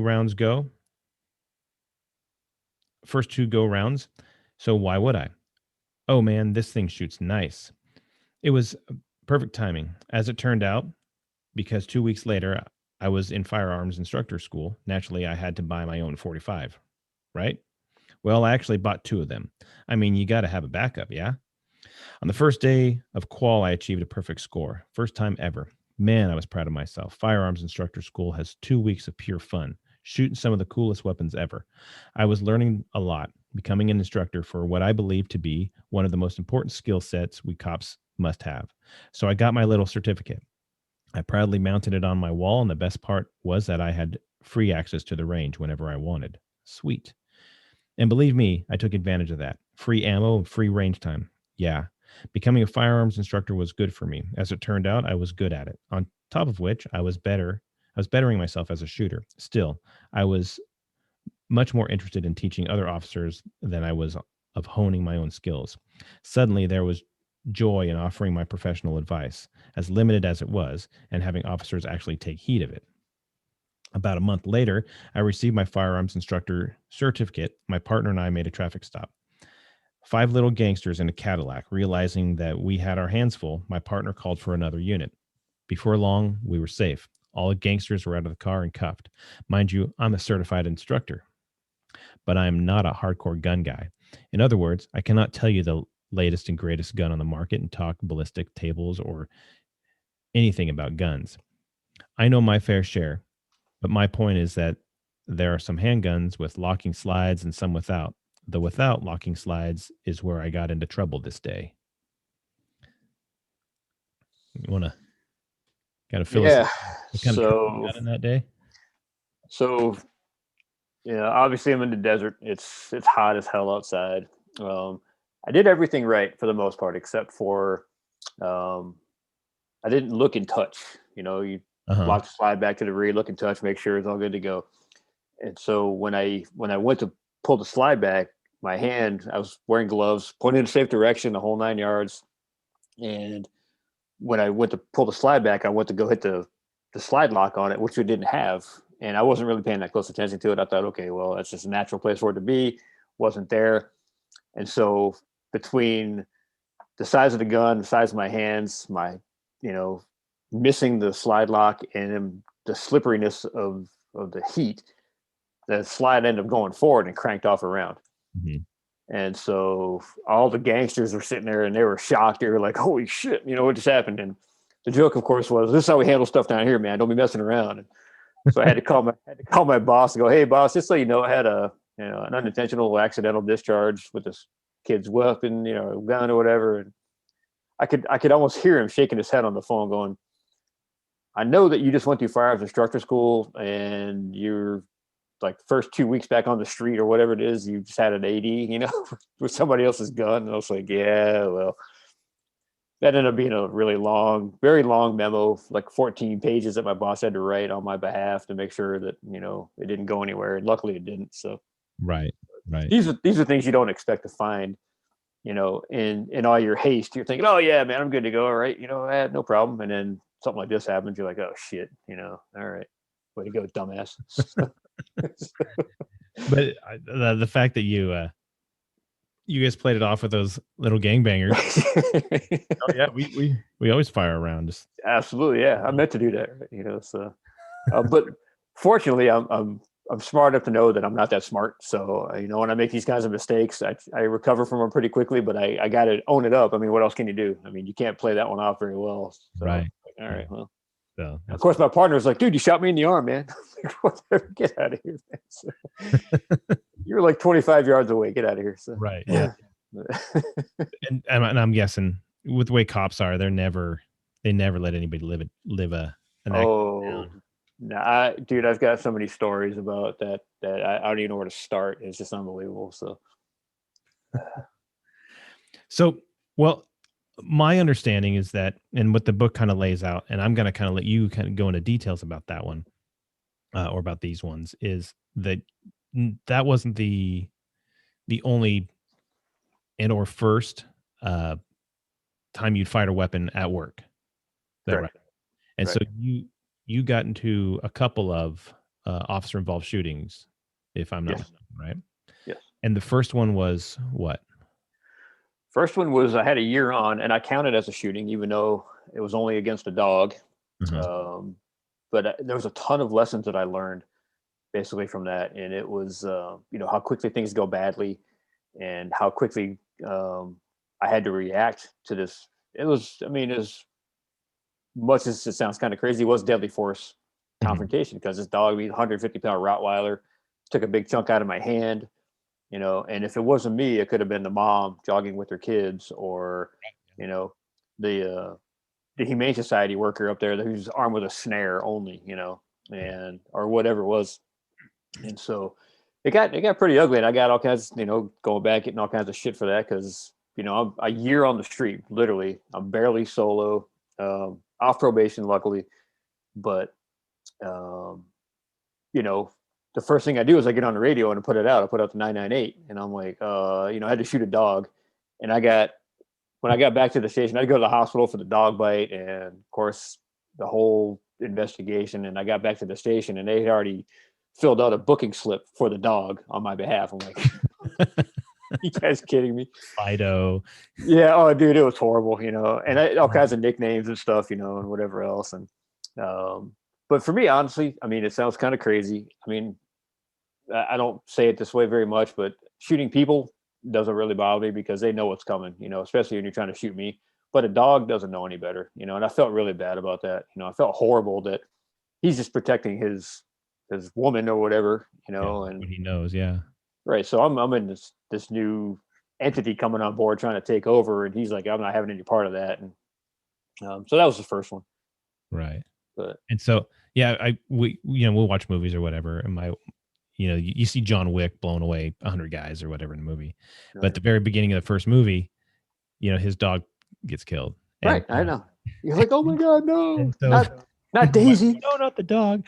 Right. The rest of the movie, you got all these guys, getting killed, and they deserved it. They knew it. They totally did. Oh yeah. So yeah. Oh, yeah. I think my favorite's the guy with the beard though, when he pulls the guy's beard down. You know. Yeah. Exactly. That's awesome. So then we actually had a guy. I'm gonna segue into mine is that, and I didn't do the shooting on this one, but this guy, he was one of our guys, and he was a former Alaska State Trooper, and he was in the Army, and he'd done all this stuff. He told me that he doesn't remember until he retired ever having a job where he didn't carry a gun. So I'm good on him, but he was just a very tense guy, very intense guy. And so he goes to this call of, somebody was walking down the street, and they said this dog kept running out of this backyard and coming towards people, running, growling and barking at people, and tried actually biting and nipping at several people. So he goes there, and I was on FTEP at the time, and my FTO says, all right, well, Tony's going over to this dog. We better go before Tony shoots the dog. He's just making the joke because that's, it's him. He was just that guy. And so we're not out of the door yet, and we are kind of talking to our supervisor, and we hear him come on the radio, and he's like, I just shot the dog. And he's like, see, I knew it. I knew this was my God. So sure enough, we get there, and what happened is, as soon as he got out of the car, it had just gotten dark, and he got out of the car, and he's kind of looking around the area to try to see where the dog might be coming from, whatever. And the dog just comes out of nowhere and just drops his head and just coming at him and snarling. And yeah. And there was no way he was going to be able to get out of the way or anything so he pulls his gun and unfortunately shot the dog on the jaw. Ooh, yeah. So that was a hefty vet bill, but that was his thing. And you never know, because people are one thing and animals are different. They just don't. Absolutely. Know. Oh yeah. And I mean, even as horrible as I got lucky. I got 10 ringed him right in the freaking forehead, and he was out. He was mid-step and he fell. But it happened like that. It was so fast. I couldn't believe it. I was like, holy cow, man. And then I felt horrible about it. Again, my, at the time, wife, I was talking to her because I'd had 2 or 3 other times when I came really close. I was back to a wall, and there was, dogs coming at me, and I'm like, and then they back off and they go away. Mm-hmm. And so this time, she goes, well, why didn't you shoot him? And I said, well, I did. And of course she starts crying. Oh my God, and it's like, I was like, why didn't you shoot him? I did. Oh, don't shoot him. Well, wait a minute. I just, right. What option did you have at that point? Really? Exactly. So then the next one that you got into was a little bit more hairy. Yeah, a little more intense on the second one. It's actually a pretty long story. I'll kind of keep it short. This was an actual real shooting, I call it, and this one started in another area. Guy had stolen a car. One of my really close friends got into a pursuit with the guy and chased him through 2 different cities. And then he finally ended up in our area and had done 3, which we knew at, hours later, that all these hit and runs were all related. He did 3 hit and runs before he finally planted his car under a semi trailer right in my area. And of course, that's the call that I got, which I hated doing accidents, going back to the paperwork thing. Yeah. Never really learned how to do them properly. Even in my 20 years, I never learned how to do them the right way. So I'd always try to avoid them if I could. But So of course, we get this call. It's a car versus semi, and the driver's bailed out. And of course, where am I? Less than a mile away. Like, here we go. Yeah. And if that weren't, if I had a buddy behind riding with me, a civilian ride along. So I hear the call come out, and initially it's just a subject running. I'm like, okay, it's a whatever. Second broadcast comes out, subject's the last thing running with a gun. And now I'm thinking, all right, well, that's up my alley. So fast forward, I find a guy probably 3 or 4 minutes later, and now he has transitioned behind the building, and now he's sitting in another car. He found this unlocked car, he got inside it, and I see another guy that I think is my bad guy at the time, and I go and I'm getting ready to go hands on with him, and I hear this shrieking going on from down the way. Hey, this guy's in my car. He's trying to steal my car. Mm-hmm. All right, so I go to that. Hear the the screaming. So I find this guy, and he's sitting in the driver's seat of his car, and it's July. It's literally, I'm not kidding, it's like 110 degrees. It's 12 o'clock in the afternoon, and I'm looking down on him. I got my gun out, and he's looking right up at me, and he's got about an 8-inch straight slotted throwing knife in his hand, and he's cracking the column of his car because it's an older style GM car where if you get inside that thing, you can manipulate the ignition from inside the column. Uh-huh. And so he knows this. He's obviously a car thief. He knows how to steal a car. Uh-huh. So this is, again, one of those, and I didn't discuss this early on, but playing the what if game. I what ifed from day one as soon as I hit the street. What if this happens and what am I going to do? What if this happens? What am I going to do? Mm-hmm. Well, I had already role played, scenarioed everything that I could think of, except for this one situation. Well, what do you do now? You got a guy sitting in a car. I was 2 years on, literally. My car's on the other side of the building. Nobody knows where I'm at except for the helicopter. They're the only ones that saw me, and so I'm by myself. My buddy's down the way doing traffic control, so to speak, if you will. Right. And so I know he's a big old dude. I know he's armed with a knife because I can see it in his hand. The call says he's got a gun, which I can't see, which was laying kind of beside him on the front seat of the car. Okay. And so what the hell do you do? I'm not going to open the door and get into a confrontation with this cat because he's going to either stab me or shoot me or just beat me to a bloody pulp, as it turned out, because he was, what I didn't know at the time was he was an area brotherhood guy. So, okay. Which was another scary portion of it. Turned out he also had 3 felony warrants for pulling a sawed-off shotgun on my FTO a year before. Oh, wow. So going back to the cops giving you shit, because he was supposed to be in court that following Monday. This happened on a Saturday. That Monday, he was supposed to be in court. And so I got a bunch of my buddies going, dude, you cost me 3 hours of court time, man. Come on. Whatever. I didn't plan on doing this, but, neither here nor there. So, again, what do you do in this kind of a situation? So I'm up there, and he didn't care one bit that I was standing there. He's like, whatever, dude, skinny little freaking wannabe cop. You can't touch me kind of a thing. Right. So I'm giving him commands. I'm like, get out of the car, get out of the car. And this is one of my personal pet peeves. I know you've seen this a million times, drop the knife, drop the knife, drop the knife, drop the knife, drop the knife 40 times. Right. Dude, after 2 or 3 commands, the guy's not going to drop the freaking knife, move on to something else, Right. Yeah, exactly. So luckily I was very well trained that way. And so I get up there and I say, okay, drop the knife, get out of the car. He's not getting out. So what do? I'm completely exposed. And so I kind of regroup. I go back toward the back of the car and I start rethinking, okay, I get back up to the front of the car again. And then I decide, well, I'd like to think it was forward thinking, but it really wasn't. It was more on the side of panic at this time. So what I started doing is I kicked the window of the car, thinking to myself, I'll just create a distraction. And because nothing else I can really do at this point. I can't block the car with my body. I can't shoot the guy through the window. I'm not going to open the door. Nobody else knows where I'm at. I'm completely alone. I'm completely exposed. So kick the window. That's the only thing I thought of. And right. So I went through that what if, use the force continuum in about 0.1 of a second, that second go around. And I was trying to be smart because I knew that obviously being right-handed and kicking with my right foot, I'm going to have my foot downrange of my barrel, which I didn't want to do. So trying to be smart, I kicked with my left foot, which didn't work. Right. All right. Go back to the back of the car, come back up, kick it again, second go around, left foot again, nothing. Now I can hear the car starting to crank up a little bit, and he can't quite get his fingers in there to get it going, but I can hear every 2 or 3 seconds it's and then nothing, and then wires are getting touched or whatever. Right, exactly. So now I can see, okay, now this is starting to escalate. So I move up for that third go around. I lean to the car behind me and use my right foot this time, kick the window of the car, and it shatters. And basically from his vantage point, if you will, this is kind of what it looked like. So he's got the knife, and the glass comes down. He kind of does one of these. The knife goes off to his right side. The gun comes up to pretty much eye level and pointing, starting to go in my direction. And I'm just standing right outside the car, 3 feet away, cranked off 2 rounds, missed 1 out of 2 rounds, which I have to admit, it was a double tap basically. But the first round actually got him right in the arm, straight to his upper arm bone, straight all the way through into his heart, and then straight down from there into his chest. Oh, wow. And so he was pretty much done, which of course I didn't know at the time. And now I put it out again, now my second go around, I'm like, I remember I was riding, my call sign was 926 Bravo. I'm like, 26 Bravo got 998, screaming into the radio, and all the troops start coming. And we'll probably get to this point later on, but this is the first of 2 times in my career that I was terrified of what was coming next.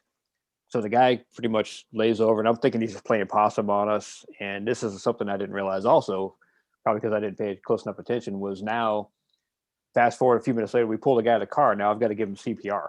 I'm like, wait a second, this guy tried to kill me. Now I've got to save his life. What's that all about? Kill me, and I had to shoot him, and now I have to give him aid. Yeah. Exactly, right. And that's again one of those things that but the way I teach is I want you guys learning this here in a controlled environment, not how I did it on the street. But again, it's probably my own fault for not paying close enough attention, but neither here nor there. But before that, when we're getting ready to pull the guy out of the car, there's a sergeant in training, and he comes around and he goes, okay, here's what we're going to do. We're going to extricate the guy from the passenger side because he's laying on this side of the car. We're going to pull him out. He goes, but we need to secure those weapons first. He goes, so put your gun on this guy's back, right in the center, right where his heart is. He goes, if the guy moves, takes a breath, moves his head or anything else, shoot him in the back.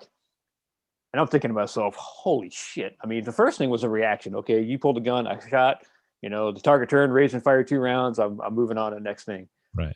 Now I've got to hold my gun on this guy's body. And I mean, I'm like trembling, shaking, like uncontrollably, like, holy shit. Yeah. Well, obviously the reason why he wanted that, because at the time, he wasn't my boss. He was a sergeant in training.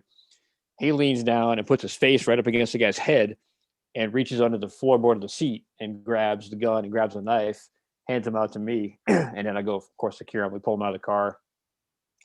And I can remember very, very clearly being just scared to death, thinking to myself, oh my God, if this guy moves, my job now was to basically execute him. It was terrifying. I was like, holy shit, man. Right. But now knowing why he wanted me to do that, it makes sense, of course. But yeah. So yeah, that's just one of those things that you don't realize what you're doing. And that's a totally different thing than the dog, where this guy's now he's going to actively try to kill me. Yeah. Because he's pulling a gun up. And if he's got a gun, it's obviously,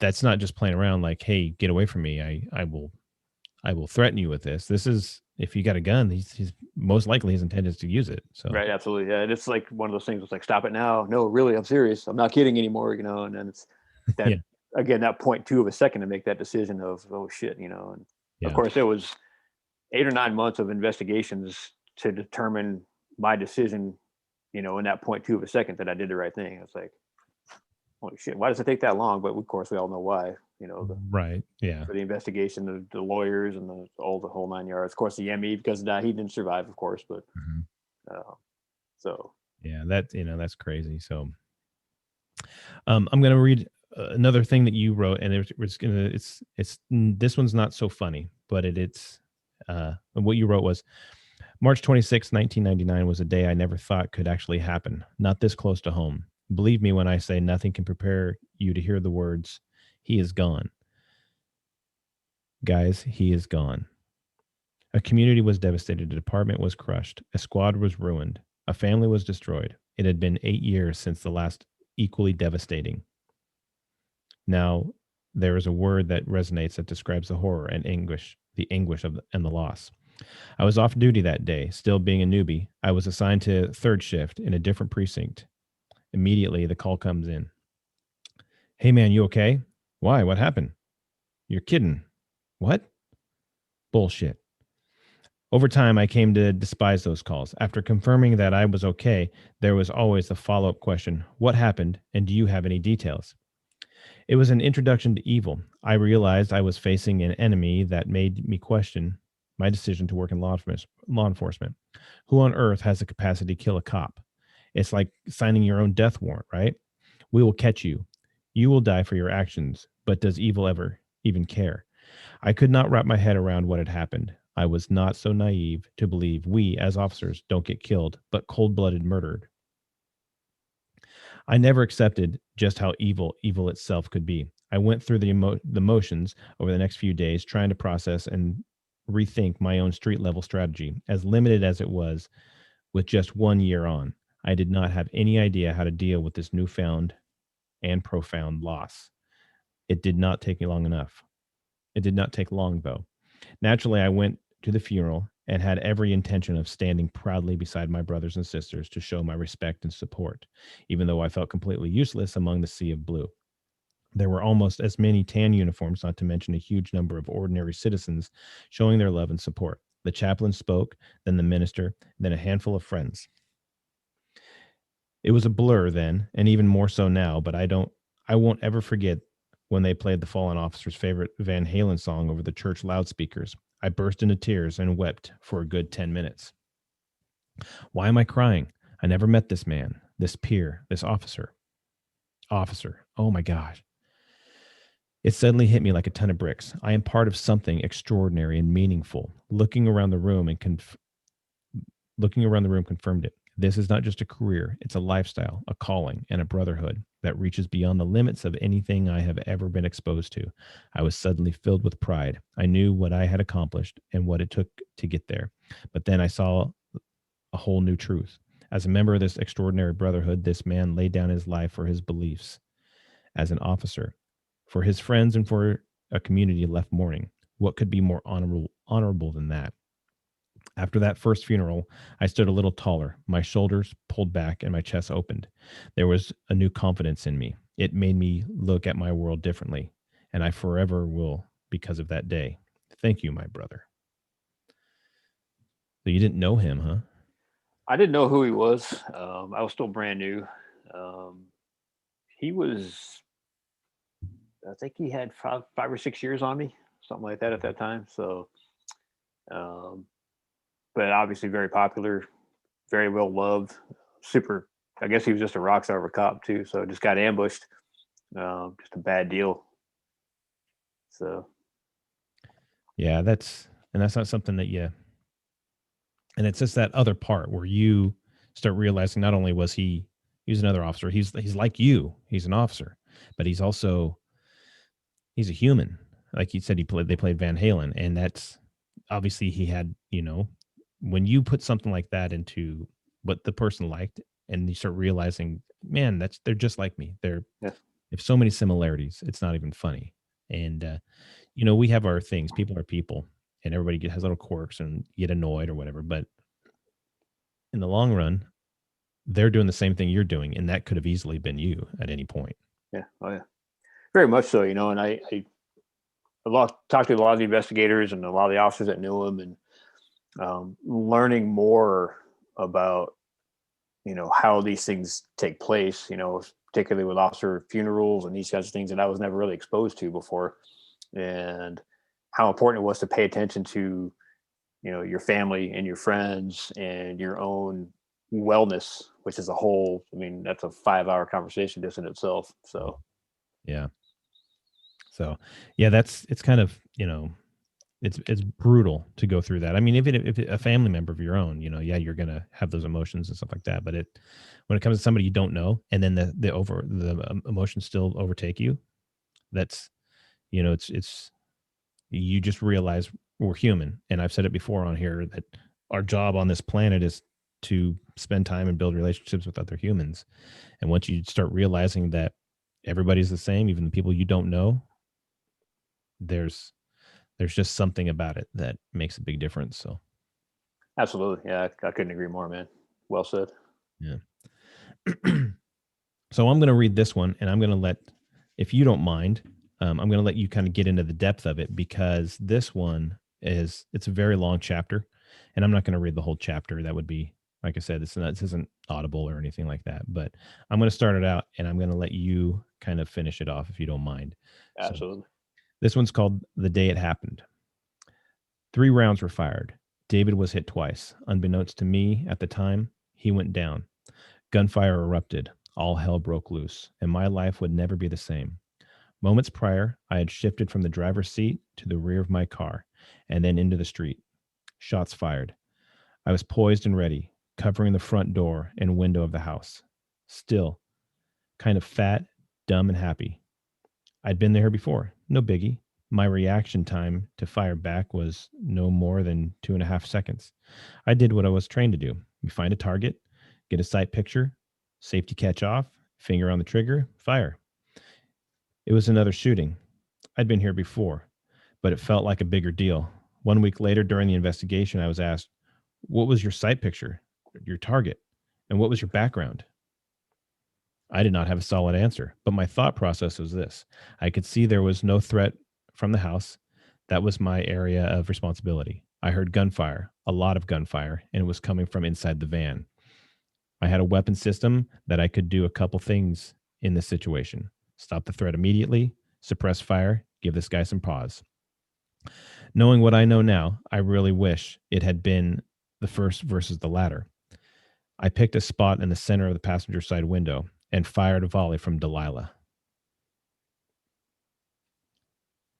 That just kind of sets that little thing first. What was going on? Well, that was my buddy David Glasser. Officer was getting ready to turn 35 that year, had 12 years on with the department, and he responded to the same radio call that I had responded to, except that he was wearing the same style outfit that I was, jeans and a t-shirt and an outer carrier style vest. Mm-hmm. But he was driving a fully marked patrol car. And when they rolled up, him and his partner rolled up, and they literally just came in right behind where the van was parked in the driveway of a house. Bad guy was sitting in the van waiting for us, and opened up his passenger's driver's side door rather, and fired 3 rounds and basically ambushed, killed Dave right there on the spot. So did he call? Did he know you guys were coming for whatever other? Yeah. I on a side note, I do a PowerPoint presentation where I break down this whole entire scene from the very beginning all the way to the very end of how it basically it didn't cost me my career, but it did kind of force my hand in retirement. Mm-hmm. And so what happened was Junior steals mom's minivan, and then now he's been kind of just driving around the city doing whatever. And he goes back to the dad's house, kicks in the front door, gets in the safe, and takes his Smith & Wesson 9mm out of the safe, and takes a selfie of himself smoking the crack pipe with the gun to his head. Sends that picture off to dad and says basically, I'm suicidal. It's going to be a shootout with the cops. Okay. So naturally dad calls 911. Everybody was pretty well heads up. Dispatcher says, all right, we'll go to the Safeway down the street. We're going to send officers there to meet you because we know the kid's at the house. Mm-hmm. And so the sergeant running the scene, he's like, look, let's get as much intel as we can from the dad. My at the time lieutenant gets on the radio and clears for a plainclothes unit, which happened to be me. And so I hop in the UC ride. I motor down there, and I'm the first one on the scene to the house. It's literally a cookie cutter neighborhood. It's a Wednesday afternoon. I got to the house almost about 10 minutes to 3, and drive by, put out the information on the radio. I'm like, yeah, I got a minivan in the driveway. I can't see the front door's been kicked in because there's a palm tree blocking the view. There's like a little, like that fatal funnel, of the front the foyer there with the palm tree. So I can't see the front door's been kicked in. Mm-hmm. And I had very limited information at the time. And so drive by, put out the plate information, and I parked down the street and I'm waiting. And in the meantime, what I'm doing is I'm gearing up. It's not a heavy vest by any means, but I mean, it's heavy for me because I got my Glock 21 in there, 4 mags. I got my Glock 30 behind my back. I've got my rifle, 2 extra mags in there, Kevlar helmet, the whole 9 yards. I'm set for battle. Earpiece, gloves, the whole game. So I'm out there watching the house, and I've been on what they call the neighborhood enforcement team since 2002, and this is now 2016. So basically 14 years I've been doing the same kind of a job. You guys specifically called me to scout the house. That's what I did. Right. So I go down there. 13 minutes I was out there by myself watching the house and putting out information. I put a piece of gear on, put out information, put a piece of gear on, put out information. And there's nothing going on. There's no movement. There's no cars. There's no foot traffic. As I look back on it, it was really, really eerily quiet. I'm thinking, man, it's like 3:00 in the afternoon on a school day in May. There's still kids in school. So why is there nobody around? It was really strange. Right. Yeah. And so I sat there watching, and then I put out the last bit of information to the boss. I said, "Hey, this is what we got." And he goes, "Okay, we're going to start to rally the troops." So they start bringing in the marked cars. And if you can imagine, so I'm facing north. The house is northeast of my location by about 35 yards. Right. So the first patrol cars come through. First car blocks the street to the north. 2 more cars pass, blocks the streets to the south.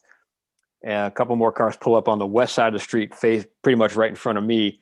And the idea was we're going to basically just surround and call out, right? We're going to get out there with a PA and call this guy out to us, bring him to, our fighting ground, if you will.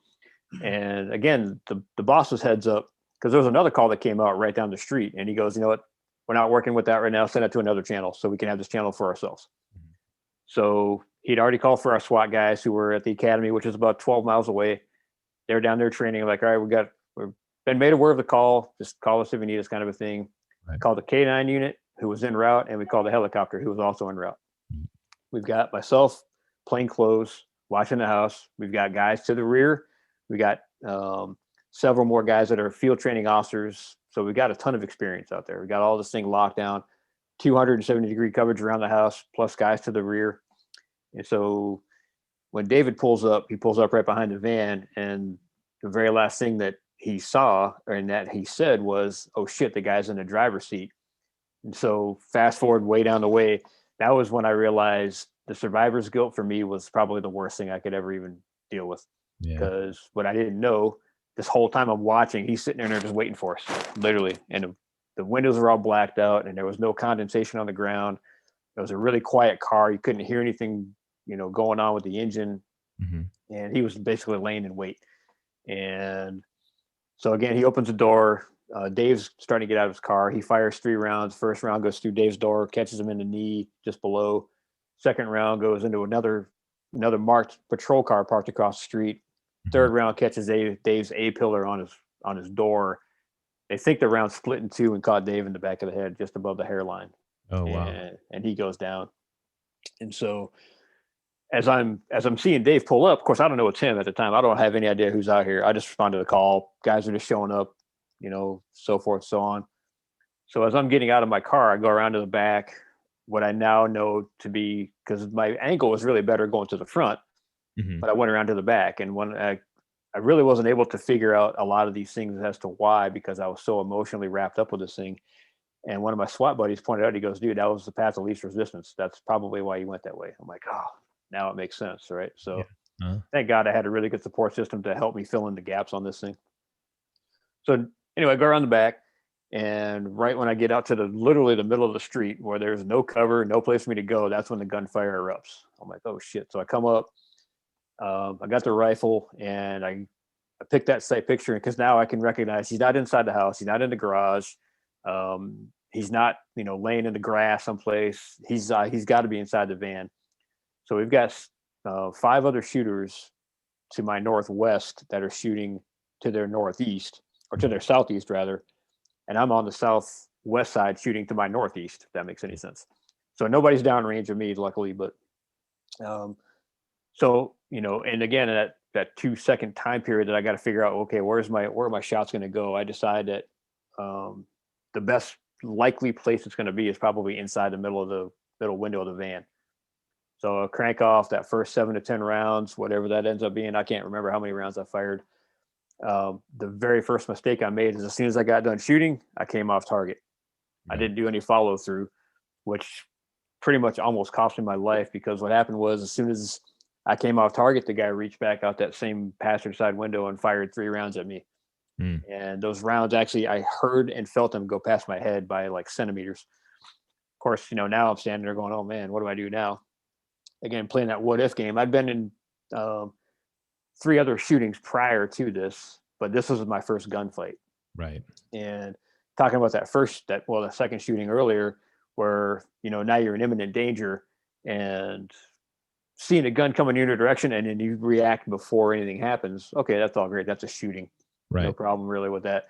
But there's something very life altering about watching a guy point a gun at you and then pull the trigger.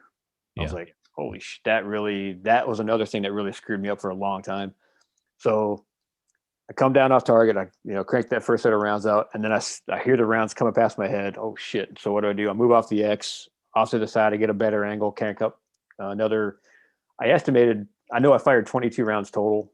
I estimated probably 7 the first round and then 15 the second, and came up. Pretty much lit him up. Interesting side note to that whole part of that is that first volley, I didn't see my red dot. It wasn't a magnified optic, just a red dot in there, and my reticle. Never saw the front sight, never saw the red dot or anything. But when I came back for that second volley, that freaking dot was about that big. It was huge. It was massive. And I think it was more on the side of rage for me. And this is how I say it in the book, so I'll say it this way. It's like, oh, you motherfucker, you just tried to shoot me.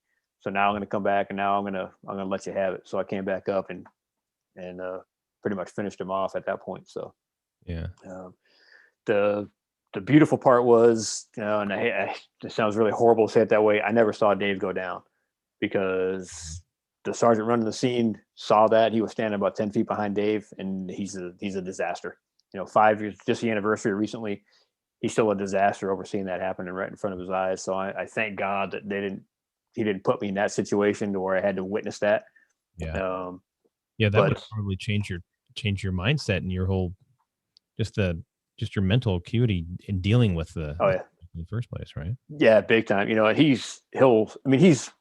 He retired not long before I did, and he's living a very, fruitful life, the whole 9 yards. But that's an image that he's admitted to me many times he can't get it out of his head, and he probably never will, and why would he be able to, so.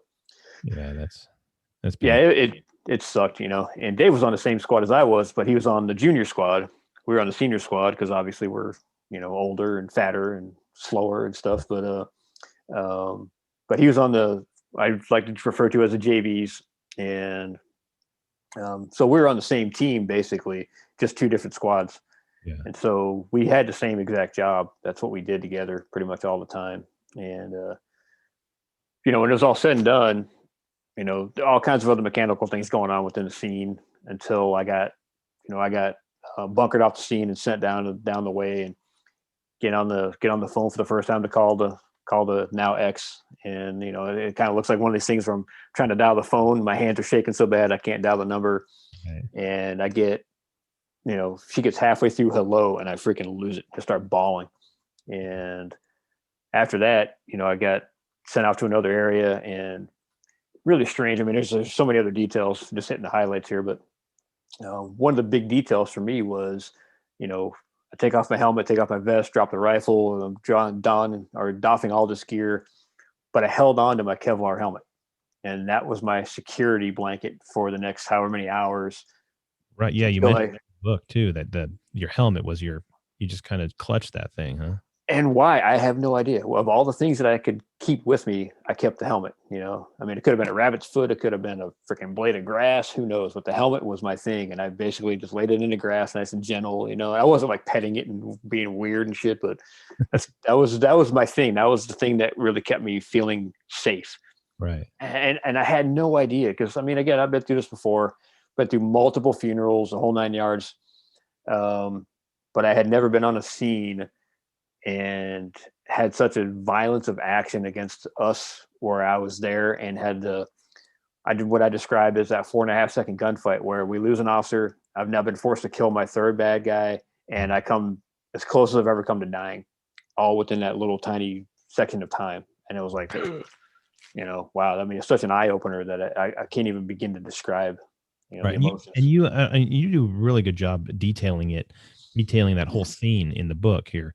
And you go through it, and you're talking about your mindset, you're talking about what you knew, and then you're able to kind of piece some things together of what you didn't know based off of what you'd been told, later. And you talk about, what the person had and all the things that was going on and what you knew, and you bullet pointed out and stuff. And there, it's so good. And then you kind of go off of what your mindset was and how you walked away, and what you walked away with, not just the fact knowing that you survived this and all this different stuff, but then all the other stuff that you walked away with, um, knowing that your whole career had almost culminated to this point.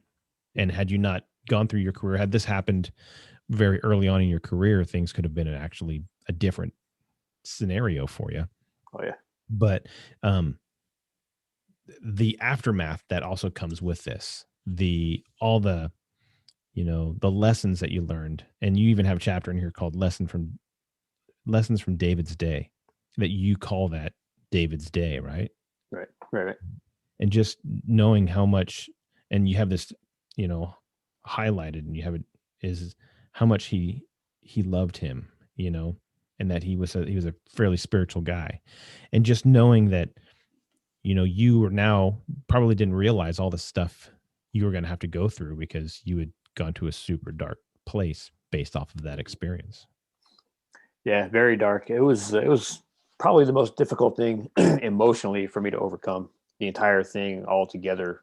Um, and it wasn't necessarily just that particular scene, but that year started off really bad too, as well. I had three other major critical incidents, um, two that I was involved with directly, and then one where two of my really good friends got into a really nasty gunfight, and I wasn't there to help them. So Mhm. it was building and building and building. And then when Dave was killed, it just knocked me right on my ass. And the one of the major failures that I had, that I recognized later, was that I never really took care of myself on the wellness side of things during my career. Like I rarely ever use the words should have, but Right. it's one of those times when I say, I should have taken better care of myself earlier on. I would have probably survived a lot longer in my career had I Mhm. paid more attention to all the shit going bad. Right. So Right. Yeah. And, you, yeah, there's some stuff that happened, and there's I guess you mentioned in the book here where you got to go to Washington, DC. mm, yeah. Tell us about that trip. That was surreal. It really was. I knew and expected, you know, a wide range of emotions, and obviously spending time and doing the parades and all that kind of stuff. But the really weird parts are, and let me just preface with, I highly recommend everybody goes. I don't want anybody to go as a host agency, because obviously you know what that means. You lost Mhm. an officer. Right. You do kind of get some VIP treatment, if you will. You don't want any part of that. Believe me Right. when I tell you. And that started with us on the flight. We were getting ready to land. It was May 2017. Now a year later, in fact, we left a year to the day, that that Thursday we left to go back to Arizona was the Dave's anniversary. So this is all because they were going to honor Dave. Is that correct? Correct. Yes. Yes. Yeah. So we're there as basically a squad, if you will. So all of David's squad, his family, the whole 9 yards, and then it was me and Joe Roberts, who was the sergeant running the scene. Mhm. And we were told, you guys are coming with us. We weren't on Dave's squad. None of the other officers that were on the scene were invited exclusively to come along, and they told us basically, you guys are coming. We're like, we're not on Dave's squad. We're not, we don't feel like we're honored to be part of it. We were there, yeah, great, fine, whatever, but the entire squad collectively insisted. They're like, you guys took down Dave's killer. You're coming with us. You don't have a choice. Right. Okay, all right. So obviously it was an honor that we took. Um, and so we kind of felt a little bit like outsiders, because I mean his squad was super super tight, just awesome. And so Joe and I kind of hung back a little bit on our own a lot of times when the bigger stuff was going on. So anyway, so we're rewind a little bit. So we're on the plane. And the pilot gets on there and says, "Hey, if you're not part of the Glasser family, would you mind staying seated so we can deplane them first?" I'm like, "Cool, all right, yeah, VIP treatment, right?" So again, no part of it. And I'll probably keep saying that over and over throughout this next portion. So we get off the plane, and obviously we're just in civvies kind of a thing, carrying our bags and whatever else. And as we're exiting the terminal, we're met with what ended up being, I think there was 8 guys from the United Kingdom, all in dress uniform, all saluting us as we walked through this little tunnel of these guys. Wow. And I mean, I joked about it was I went later on with a whole nother story. I went to see my own shrink on my own time personally. And I called her while we're waiting for the cars to show up. And I'm like, I've been in DC for 5 minutes and I'm already bawling my eyes out, and it was a good thing. It was really great.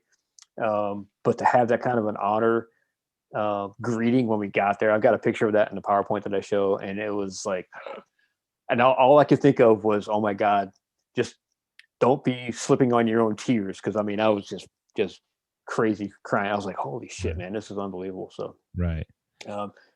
Got to meet up with some of those guys later, talk to them about it. And it was a bond and a brotherhood like no before. It was unbelievable. So That's cool. That's cool. So you get in there and they do the whole, you had a service obviously where was was it the president that? it was actually the president and the vice president together Okay. that were speaking on stage, which is pretty unusual for them to do that for obvious reasons. But the one thing that, I mean, because it was, it's May in the Southeast, which is crazy humid. I mean, I grew up out there a little bit, but I'm not used to that humidity anymore. Being in Arizona, it was nice and dry heat. So my poor body, I mean, I went through hell that week being out there. I mean, I got sick and the whole 9 yards because I just wasn't used to it. And we were out till 10 or 11, 12 o'clock at night every night and up the next morning at 6 every single day for like 6 straight days. Right. And everybody always, hey, let's go out for a drink. Let's go. Yep. Oh yeah. Pretty much every night. And then we're doing parades and we're doing, all these kinds of things and dedications and memorials and, going to these cop events for like shopping for stuff like that or whatever. Mhm. But the one thing that sticks out to me from the president's speech was, of course, what they're doing is they're honoring all the officers that were killed in 2016. Right. And they usually do it by date. And so Dave's came pretty quickly because he was in May. And I remember because his widow at the time and his 2 young little kids, I think they were 5 and 2 at the time, really, really little. And the president's got a hat and he's talking about Dave specifically. And he goes, "This is for you." And he throws the kid a hat out into the crowd, for Dave's son. And I'm like, holy cow, man. And again, I start crying. I'm like, oh my God, that's like the greatest thing ever. I mean, because how many kids in the world can ever repeat that story? The president called. Yeah. Calls you up by name and then chucks you a hat into the crowd. So I've got pictures with the kid, and obviously the president signed it in the whole 9 yards. It was super neat. So, yeah. So you go through the memorials and do all this different stuff, but there was a personal moment for you. You were over at the memorial wall. Yeah, that's a story in itself. And again, I'll try to keep it short, but so I had been out drinking with some buddies and went over there and I decided they're going to go to the wall. We've been over there to the wall probably 3 or 4 times, maybe as a group with the families during the day. Really, really nice. Very, we're doing pictures and all kinds of stuff like that and doing the carvings on the wall. And so now I want to say this was probably Tuesday night, give or take. I don't even remember what the week was a blur. I mean, it really was. Right. So we're out there and it's really nice outside. It's like probably about 11 o'clock at night, something like that. And we all walked over there and the group that I was with, one of the other officers had lost one of his close friends back in 2013. So he and his wife, who's also an officer, they walked to that side of the wall to go pay their respects to our buddy John. Mm-hmm. And the other officer that was with me, she could see that I was pretty well ready to be alone. So she walked off and did her own thing for whatever. And so for the guys that haven't been out there, you've got the wall with all the names, and opposite that, there's like a little bench seating kind of a thing. It's 10 yards to the other side. So I sat there and I was just taking it all in, and I was on the mindset of all right, you know what? No more time for bad thoughts. Dave gave up his life, for his friends and his family and his community and their whole 9 yards. And I was feeling very empowered. I'm like, yeah, feeling really confident. And I kind of felt like, all right, this is my opportunity to just kind of put it all behind me and then move forward. Right. And so, in, you know, my last request to myself, basically before I walked back to the hotel, which is about a mile away, I went over and I kneeled because Dave's name's kind of low to the ground. So I kneeled to the ground and I basically just ran my finger across his name and I fucking lost my shit. I mean, I just started bawling uncontrollably. I'm like, Yeah. Where'd this what come on? from? Yeah, exactly. I'm like, wait a second. You know, and I mean, I'm not some tough guy. I mean, I've been in some pretty heavy shit, but I mean, I'm not so far tough that I can't just freaking fall down crying at any given time. So, Right. so that's what happened. I'm like, okay, I'm looking around going, holy mother of God, and this went on pretty well for about, I think 15 or 20 minutes, something like that, or whatever it was. So I composed myself and I'm like, okay, now I'm really good to go. Right. So I leave and I go find my friend and I can tell she's been crying too. And she's getting sick because I'm all freaking welled up still.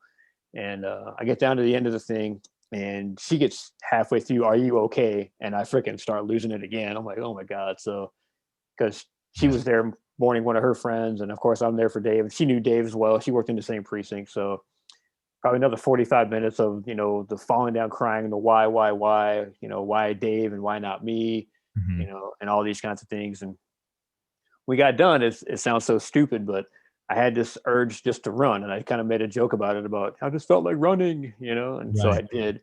Had my work boots on, jeans, and a t-shirt, and I sprinted back to the hotel. And I felt completely 100% recharged. I mean, I just Mhm. felt like 10 feet tall. Yeah, it was awesome.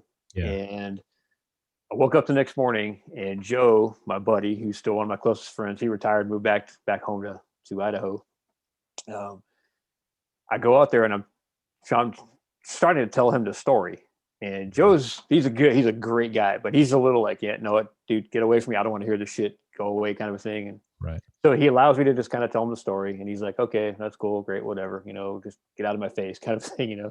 I mean, all in Sure. good Yeah. humor and stuff. So fast forward, we're out doing our thing, whatever else, all day long. We're going to the museums and all these other places and more parades and the whole 9 yards. And so that particular night was the first night that Kristen, Dave's widow, was able to show up to one of the bars. Okay. So we're all eating dinner, we're all doing our toasting and the hugs and the whole 9 yards and our salutes and the whole thing. And Joe's wife calls me and she goes, hey, I need you down here at the wall. Joe is not doing good.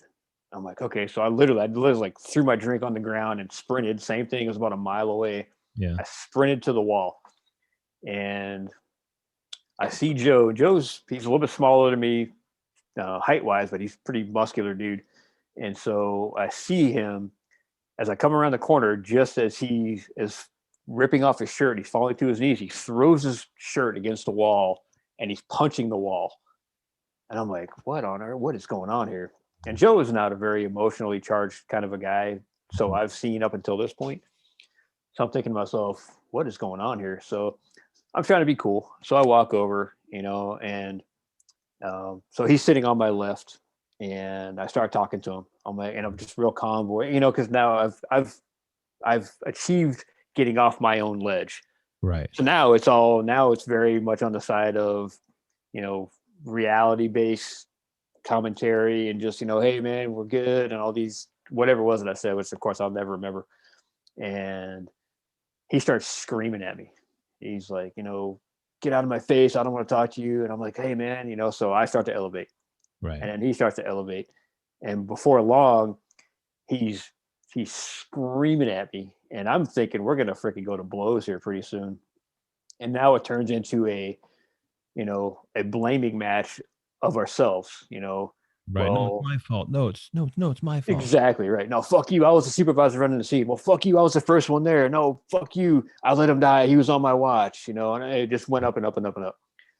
And so you got to hear the day of the shooting, the scene, when I got bunkered off the scene, still all geared up with all my stuff. I see Joe and I walk out to the middle of the street and I grab him and I wrap my arm around his neck.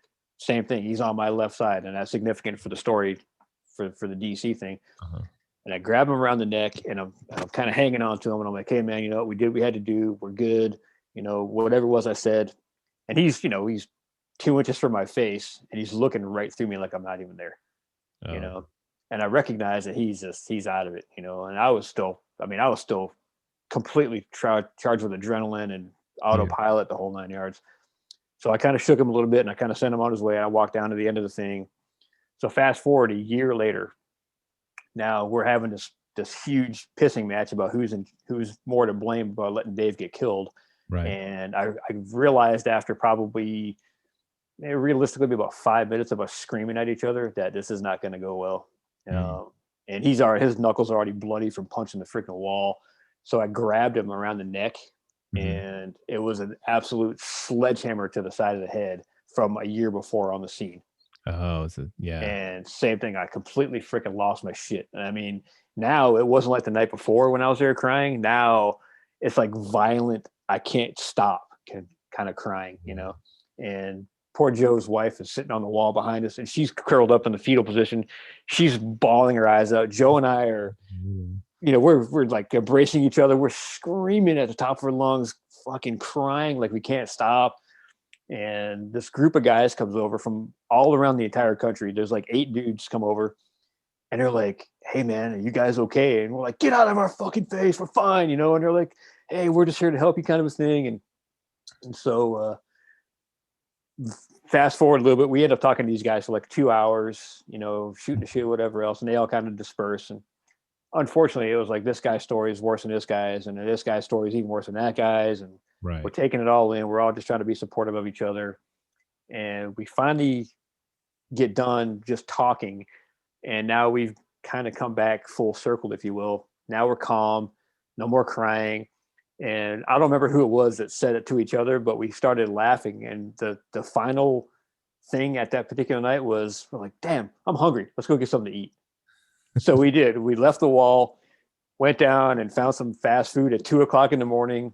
Right. And it was, I tell you what, man, it was unbelievable. I mean, the amount of emotions going on between the two of us and Joe's wife, of course, was something I can't even really describe. I mean, you had to kind of be there to see it. Yeah. And so just going through that, you're at that, as you're going through all that stuff, and was it just so therapeutic for you guys to go through that? It was, at the time, no. Later on, it ended up being, but at the time we were fueled by anger and rage, because we both believed, you know, for me, the survivor's guilt of being out there 13 minutes, the idea that, you know, I fired all these rounds and couldn't save Dave's life, you know, and Dave was ambushed. I mean, he was killed out of the blue, you know, and Joe was blaming himself because he allowed Dave to take that spot behind the van, and he was running the show. And even though Dave didn't work for Joe, he described Dave as one of his kids, even for just that call, right? You know, and he's like, I'm the supervisor on the scene. It's my responsibility to take care of everybody. I'm like, dude, trust me, I know. I mean, I felt the same way. You guys called me to scout the thing, and I failed, you know, and then I almost got myself killed because I fucking failed.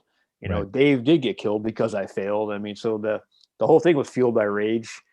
And then we started to remember, it's like, you know what? Dave was like super spiritual.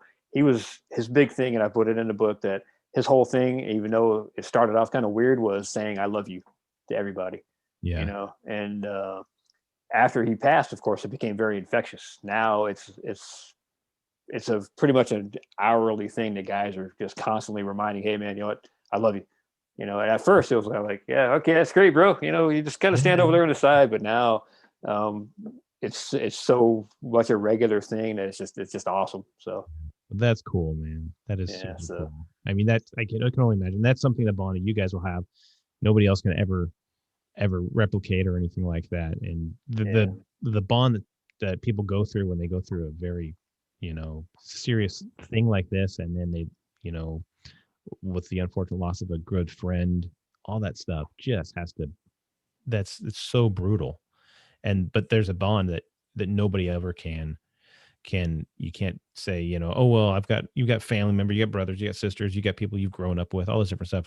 But it's that going through that big thing Right. that changes you, and that there's some kind of reaction that now you're bonded for life. Yeah, and we both admitted 10 times over, even to the guys before they invited us, that we didn't want any part of it. We're like, I didn't want to write this book. I don't want to be having this conversation. Yeah. But we did, and now I feel a huge responsibility to keep it going. It's like I can't. It's not just for me. I mean, it never was for me, anyways. But for other guys that are going to listen to this and say, that makes sense, I'm going to go this direction, or that guy's full of shit, I'm not doing that, or and I feed off of that feedback. I want that kind of stuff because I want guys to understand what I went through and what you may go through, or what other guys have been through, that can say, yeah, I've been through the same shit, I understand. Yeah. So, yeah. And you talk about the whole critical incident debrief and the afterward and the waiting for your lawyers, and you have to go through all these different things, and you have to, there's a whole bunch of hurry up and wait, and then some downtime, and you have nothing but to just think on this whole thing that just happened. And and I know that I have not been in a gun battle, but I've been in an officer involved shooting, and it's, all that, there's a lot of paperwork, there's a lot of legal stuff that has to go through. I mean, but do you have to go through, you have to make sure you deal with your mental health. You got to make sure you get that stuff off your chest, and you talk to people, especially people that you trust and all that stuff like that, and making sure you talk to somebody, even after the whole thing is done. And even if you go through and there's a point where you have to talk to somebody, still go talk to somebody again. Like you said, you had your personal, person that you talk to and all that stuff like that. That makes a huge difference. So this whole thing, you said, kind of forced your hand into retirement. And so you lay all that out in the book, but just kind of in a nutshell, how did it force that to happen? well, I had my department was great for the first year, and then after that they were kind of like, look, and I say it this way, and they didn't say it this way, but I do. They're like, look, you're no longer the flavor of the month, move on, you're fine, it's been a year, quit your belly aching, kind of a thing. And I was fine. I mean, I was pretty much keeping to myself.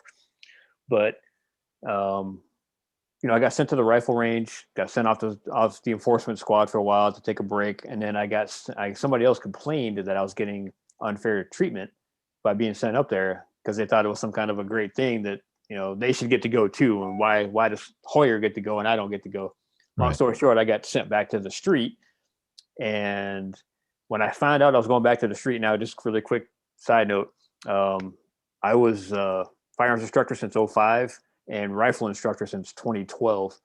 And this is what I did. I mean, I was on the range every single day after Dave for like 7 months, forever, and it was great. That's all I did was I shot all day long. When I found out I was going back to the street, I triple failed the rifle qual.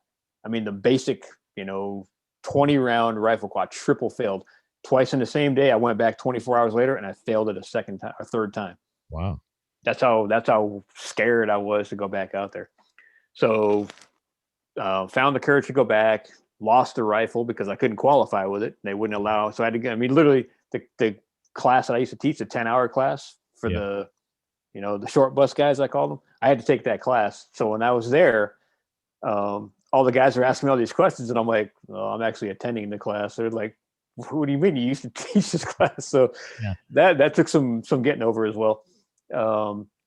Back to the street, and then fast forward, it was, I did okay for a while. I talk about this a little bit in the book about triggers.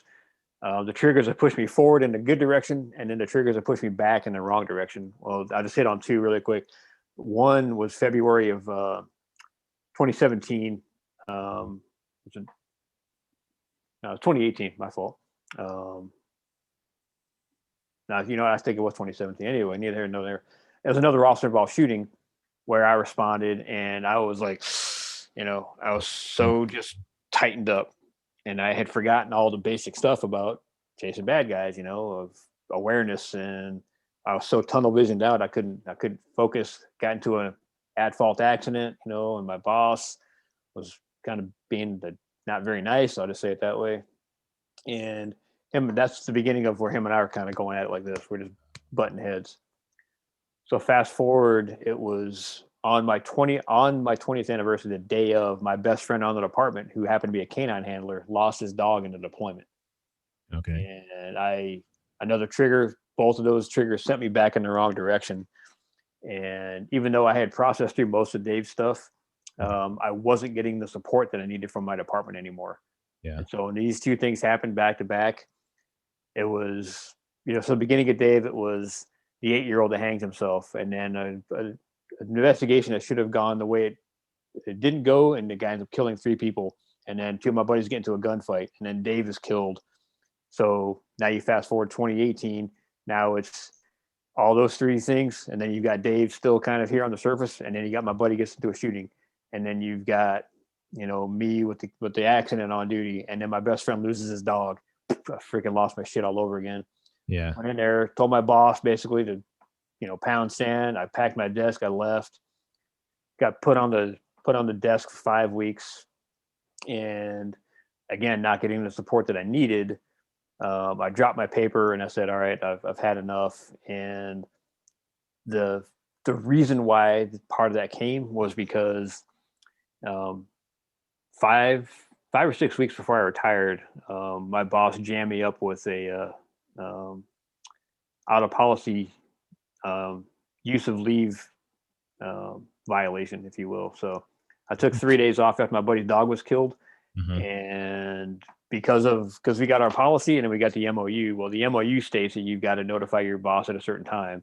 Right. But per policy, you can notify your boss at a certain time over here. But one supersedes the other. The MOU is bigger. And even though he had told me for years, he's like, look, if you need to take a day off, whatever, just let me know before the shift starts. So that's what I did those 3 days. Right. Send him a text, hey, I'm not feeling good. I'm not coming in today. Okay. And then that fucking prick goes and writes me up for a use of leave time violation.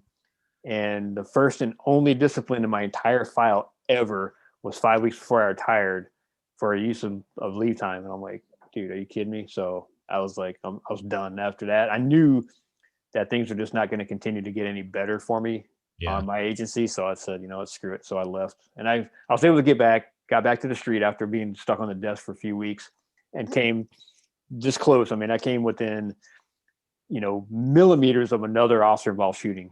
Right. I mean, like days before I retired, and I'm like, no, we're done. So I called it quits. That was in a very large nutshell. That was pretty much what happened. So, and when you retired, there's another relationship that stopped, and that was with your mistress, Delilah. Yes. Yeah. That was hard. That was very, very hard. In fact, all my rifle buddies still have her on standby, and they've all said, and I've already offered to pay the city full price for the gun. They'll give you back your handgun. They won't give you back your rifle, which makes no sense to me. But what they've done this before a couple of different times. They're going to have a vendor come in, buy all the city guns, and then more often than not, what happens is that vendor will give the officers first refusal to buy the guns back. Right. And so all my buddies are like, we've already got the money set aside. We're going to buy the rifle for you whenever that time comes. I'm like, yeah, cool. So thank God for that. So, but you lay it out in the book, and you talk about how you didn't get to take Delilah with you, right? And you knew that now she's going to some other noob or something like that. Yeah. Oh yeah.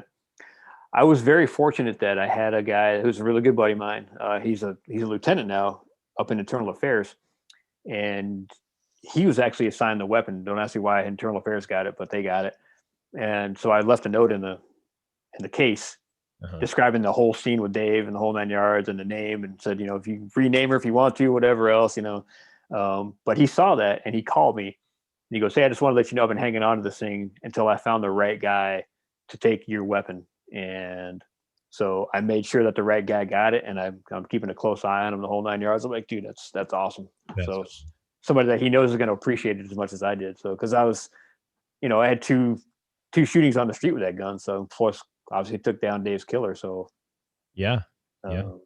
hugely emotionally attached to that thing. So, and that's so cool that, you had so much, time with it, and that it held such a sentimental value to you, that he was able to call you back and all this stuff. But you Yeah. put you devote an entire chapter to her, which is kind of cool. And Right. Well, it sounds a little bit crazy for guys that don't understand, but it's like, man, she was my go-to for years, you know. I mean, right. that thing, I felt more safe than anything else except for carrying that gun, you know. So Yeah.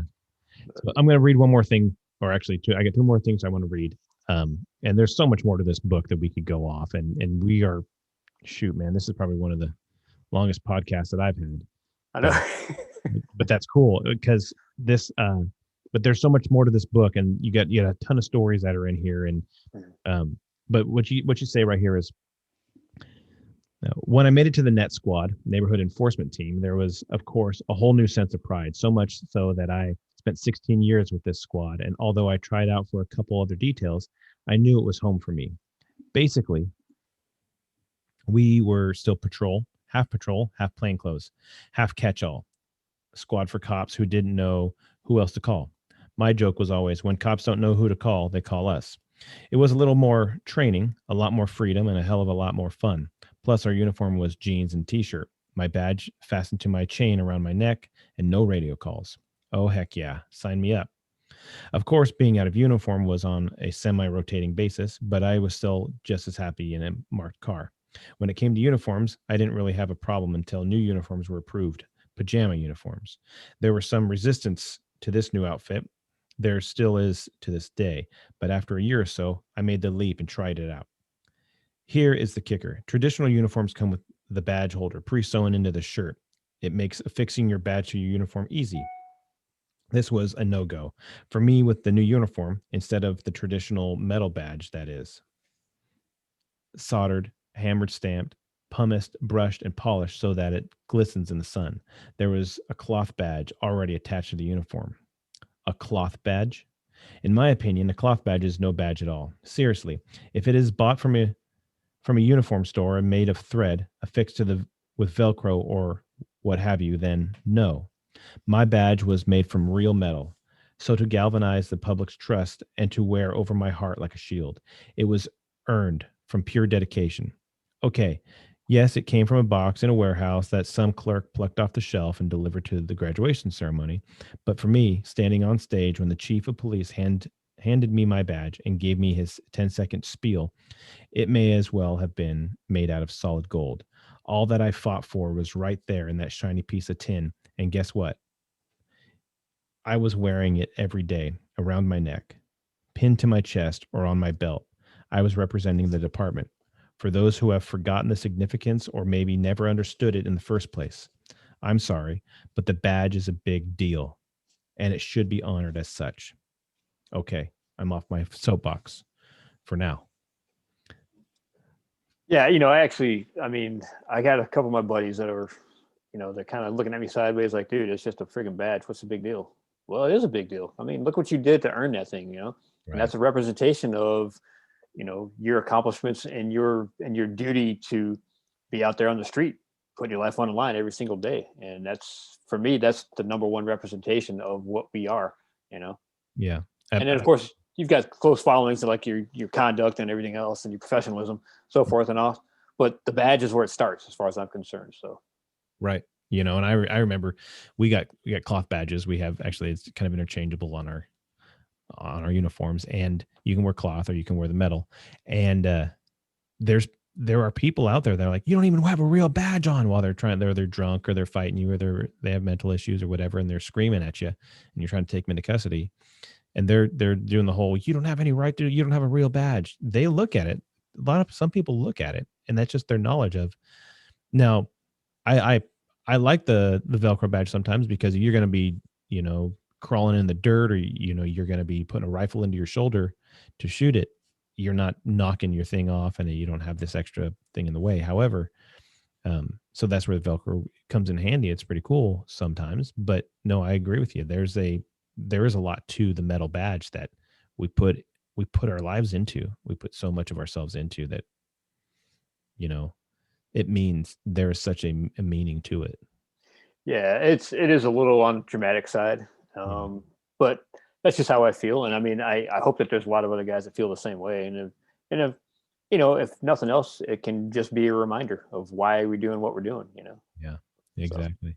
So Chris, I appreciate you coming on today and talking with me. And, I think it's almost fortuitous that it's Memorial Day, and I almost called you. Now, obviously when we post this episode, it's not going to be Memorial Day and everyone's going to be like, oh yeah, I know when they recorded that, I was watching, I was down at the lake or at the river or swimming by the swimming pool or having barbecue or whatever. But it's the memory of those that we lost makes a huge difference. And so when I said, hey, let's go ahead and set it for this date, I wasn't even thinking Memorial Day until my wife's like, oh yeah, so Monday and all this different stuff. I'm like, oh, but I said, you know what? I was tempted to call you or whatever and say, hey, let's go ahead and change the date, maybe do it tomorrow or whatever. But I think it's absolutely appropriate that we're memorializing Dave himself, your friend, your partner, and that this is a good thing. That goes with all the other guys who we've lost, law enforcement, firefighters, our veterans who are out there fighting right now, that, and then the ones we've lost for that. There's nothing that we can say that will ever meet or pay that price that they paid, that would be worthy of the price that they paid for us to have this great stuff that we have.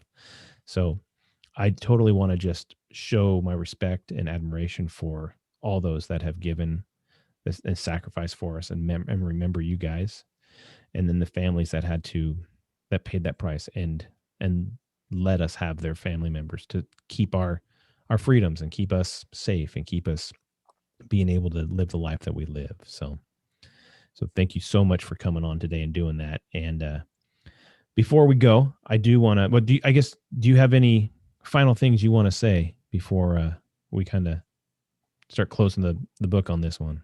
Well, I mean, for me, it's an honor to be invited on. And I didn't say this earlier on. I was going to mention congratulations on your new supervisor spot there. Thank you. Appreciate it. That's awesome. So good luck with that. If you have 10 Chris Hoyers working for you, good luck with that. So, I've got a couple of guys who are go-getters, and it's like, oh my gosh, I've got to keep up with these guys. It's not like I'm going to have to, pulling some back but that's what you want. You don't want to have to keep pushing somebody forward. So, right. I agree. So outside of that, no, I mean, it's just been an honor for me to be here. And I'm not sure how you're going to post this, but please, I welcome anybody that wants to chat with me about this whole thing. But my experiences, again, what I did right, what I did wrong. And it's all about just surviving your career. I talk about the mental, physical, and emotional toll. Mm-hmm. I've added the spiritual side into it, which I failed to do earlier on. Now I've got that in there as well. And I'm not a Bible thumper by any means, but certain things that you'll read in the book that you can't deny. And why would you want to anyways? Sure. So where can people reach you if they wanted to? You can throw my email if you want to. It's chrishoyer46@gmail. Uh-huh. And can you on your social media at all? Yeah, I'm on Facebook and on LinkedIn, both. And under Chris Hoyer? Yeah, both. There's, surprisingly enough, Facebook, there's a lot of Chris Hoyers, which is kind of weird, but the one you'll see my picture, my girlfriend and I it's like a selfie sort of a thing. And my friends are saying, oh, you look kind of pissed off. I'm like, no, I'm not. That's chilling, so. Yeah. So if people don't know what you look like, what they can do is they can buy your book when that day comes, Training for the Fight. And there's like 3 pictures of you in this book. So people can actually look at this and be like, oh, okay, that's who I'm looking for when I type in Chris Hoyer on either Facebook or Valhalla, or not Valhalla, but on LinkedIn. And you, so it's on Amazon. You can buy the book on Amazon. I'm assuming you can go to a bookstore and they can order it. Yep. It's it's on eBay now. It's in Target and all the stores, manufacturers, not me, but like Barnes and Noble and all these other kinds of places. Plus, it's on Kindle as well. It's going to be out on audiobook here again, like I said, pretty soon, hopefully. Yeah. And if you reach out to me directly, I love, my girlfriend doesn't want me doing it. By the way, I got to throw a shout to her in a second. She did all the editing for me.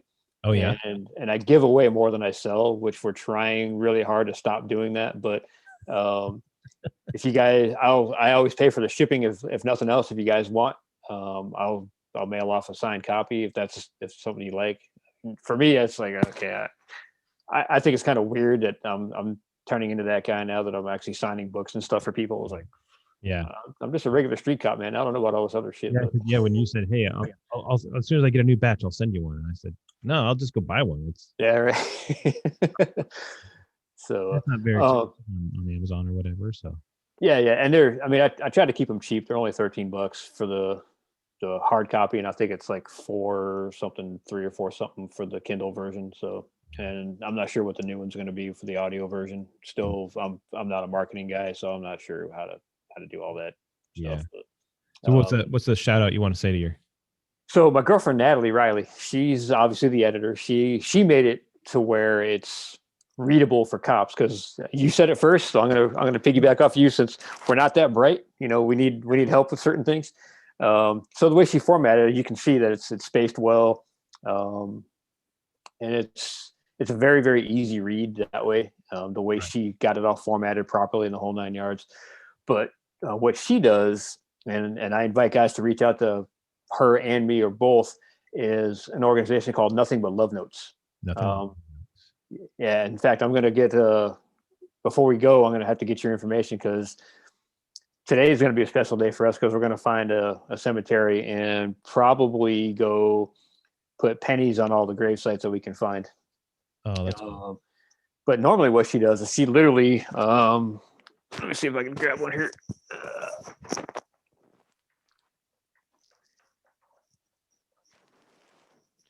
So it's kind of hard to see, but so little note cards like this. Oh yeah, and she literally just writes, thank you for your service. We appreciate you, and just a paragraph long, whatever it happens to be.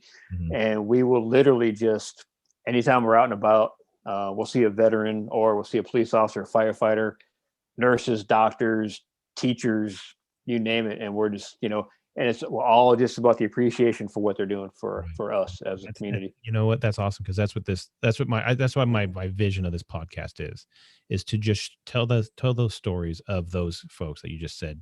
Yeah. Vets, police officers, firefighters, doctors, nurses, teachers, people who serve other people, right? Who are gone for their own family. They sacrifice time from their family, and they go out and they give to other people. And you don't find that too often by too many people. And, showing that respect. And then on this end, being able to hear like their testimony, that's almost what this is, about them saying, hey, this is why I do it, and this is what happened. And I just want to see good in other people. And I want people to know that they're respected, and that they're appreciated, and all that stuff. So absolutely. It's absolutely amazing. In fact, she jokes that her superpower is making grown men cry, just from a little love note. It's awesome. It's just awesome. So I have such a ball being out with her when we're doing it. So absolutely. That's so cool. So cool.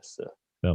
So I'm gonna read one more thing from the book, and this is good, and this will help close this out. But shortly after I was bunkered off the scene from that fateful day we lost Dave, I walked aimlessly to a grassy area and sat down. I was out of sorts. Moments later, I was approached by my newly assigned critical incident supervisor. Hey, man, let's down your gear so you can relax and cool off. Yes, that sounds good.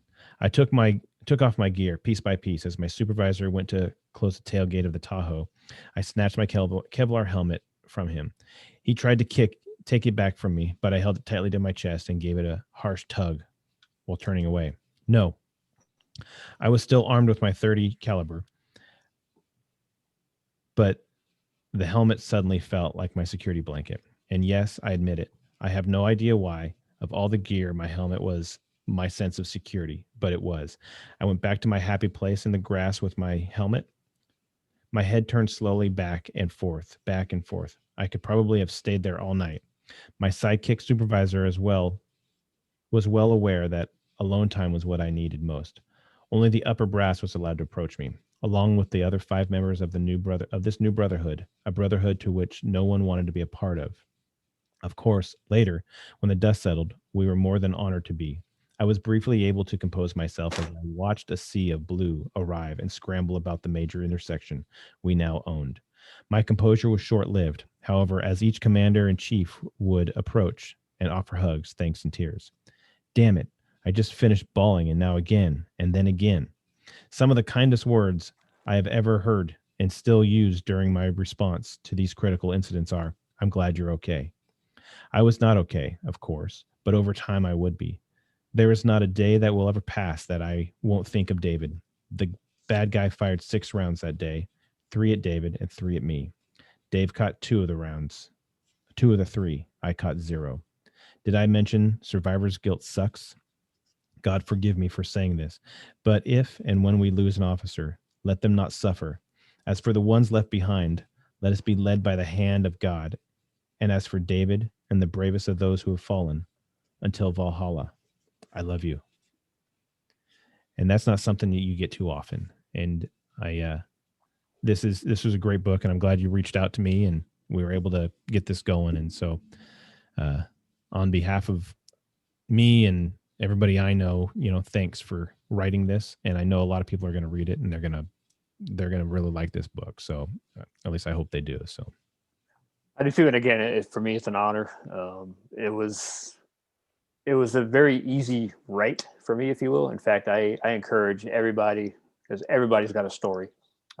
Write your story, even if it doesn't get published, which really isn't that hard of a thing to do. Write your story, because for me, the healing alone is probably what saved my life during this whole thing. So. Yeah. And like you said, it is an easy read. It's almost because the chapters aren't long. And so I mentioned this to my last guest, Scott Medlin, and he said, his book that I was reading, it's easy. You can read a portion, and as soon as you sit in an airport, you read a portion, you still look up, you get out of the white zone, you get back into the book. So it's specifically good for a cop, So yeah. Oh yeah. So well, thanks. I appreciate that. Thanks. Yeah. But with that, I want to thank you for coming on, and until Valhalla, I guess. Amen. So for Chris Hoyer, I have been Ken Fraunfelter, and this has been the What's a Hero podcast. We are clear.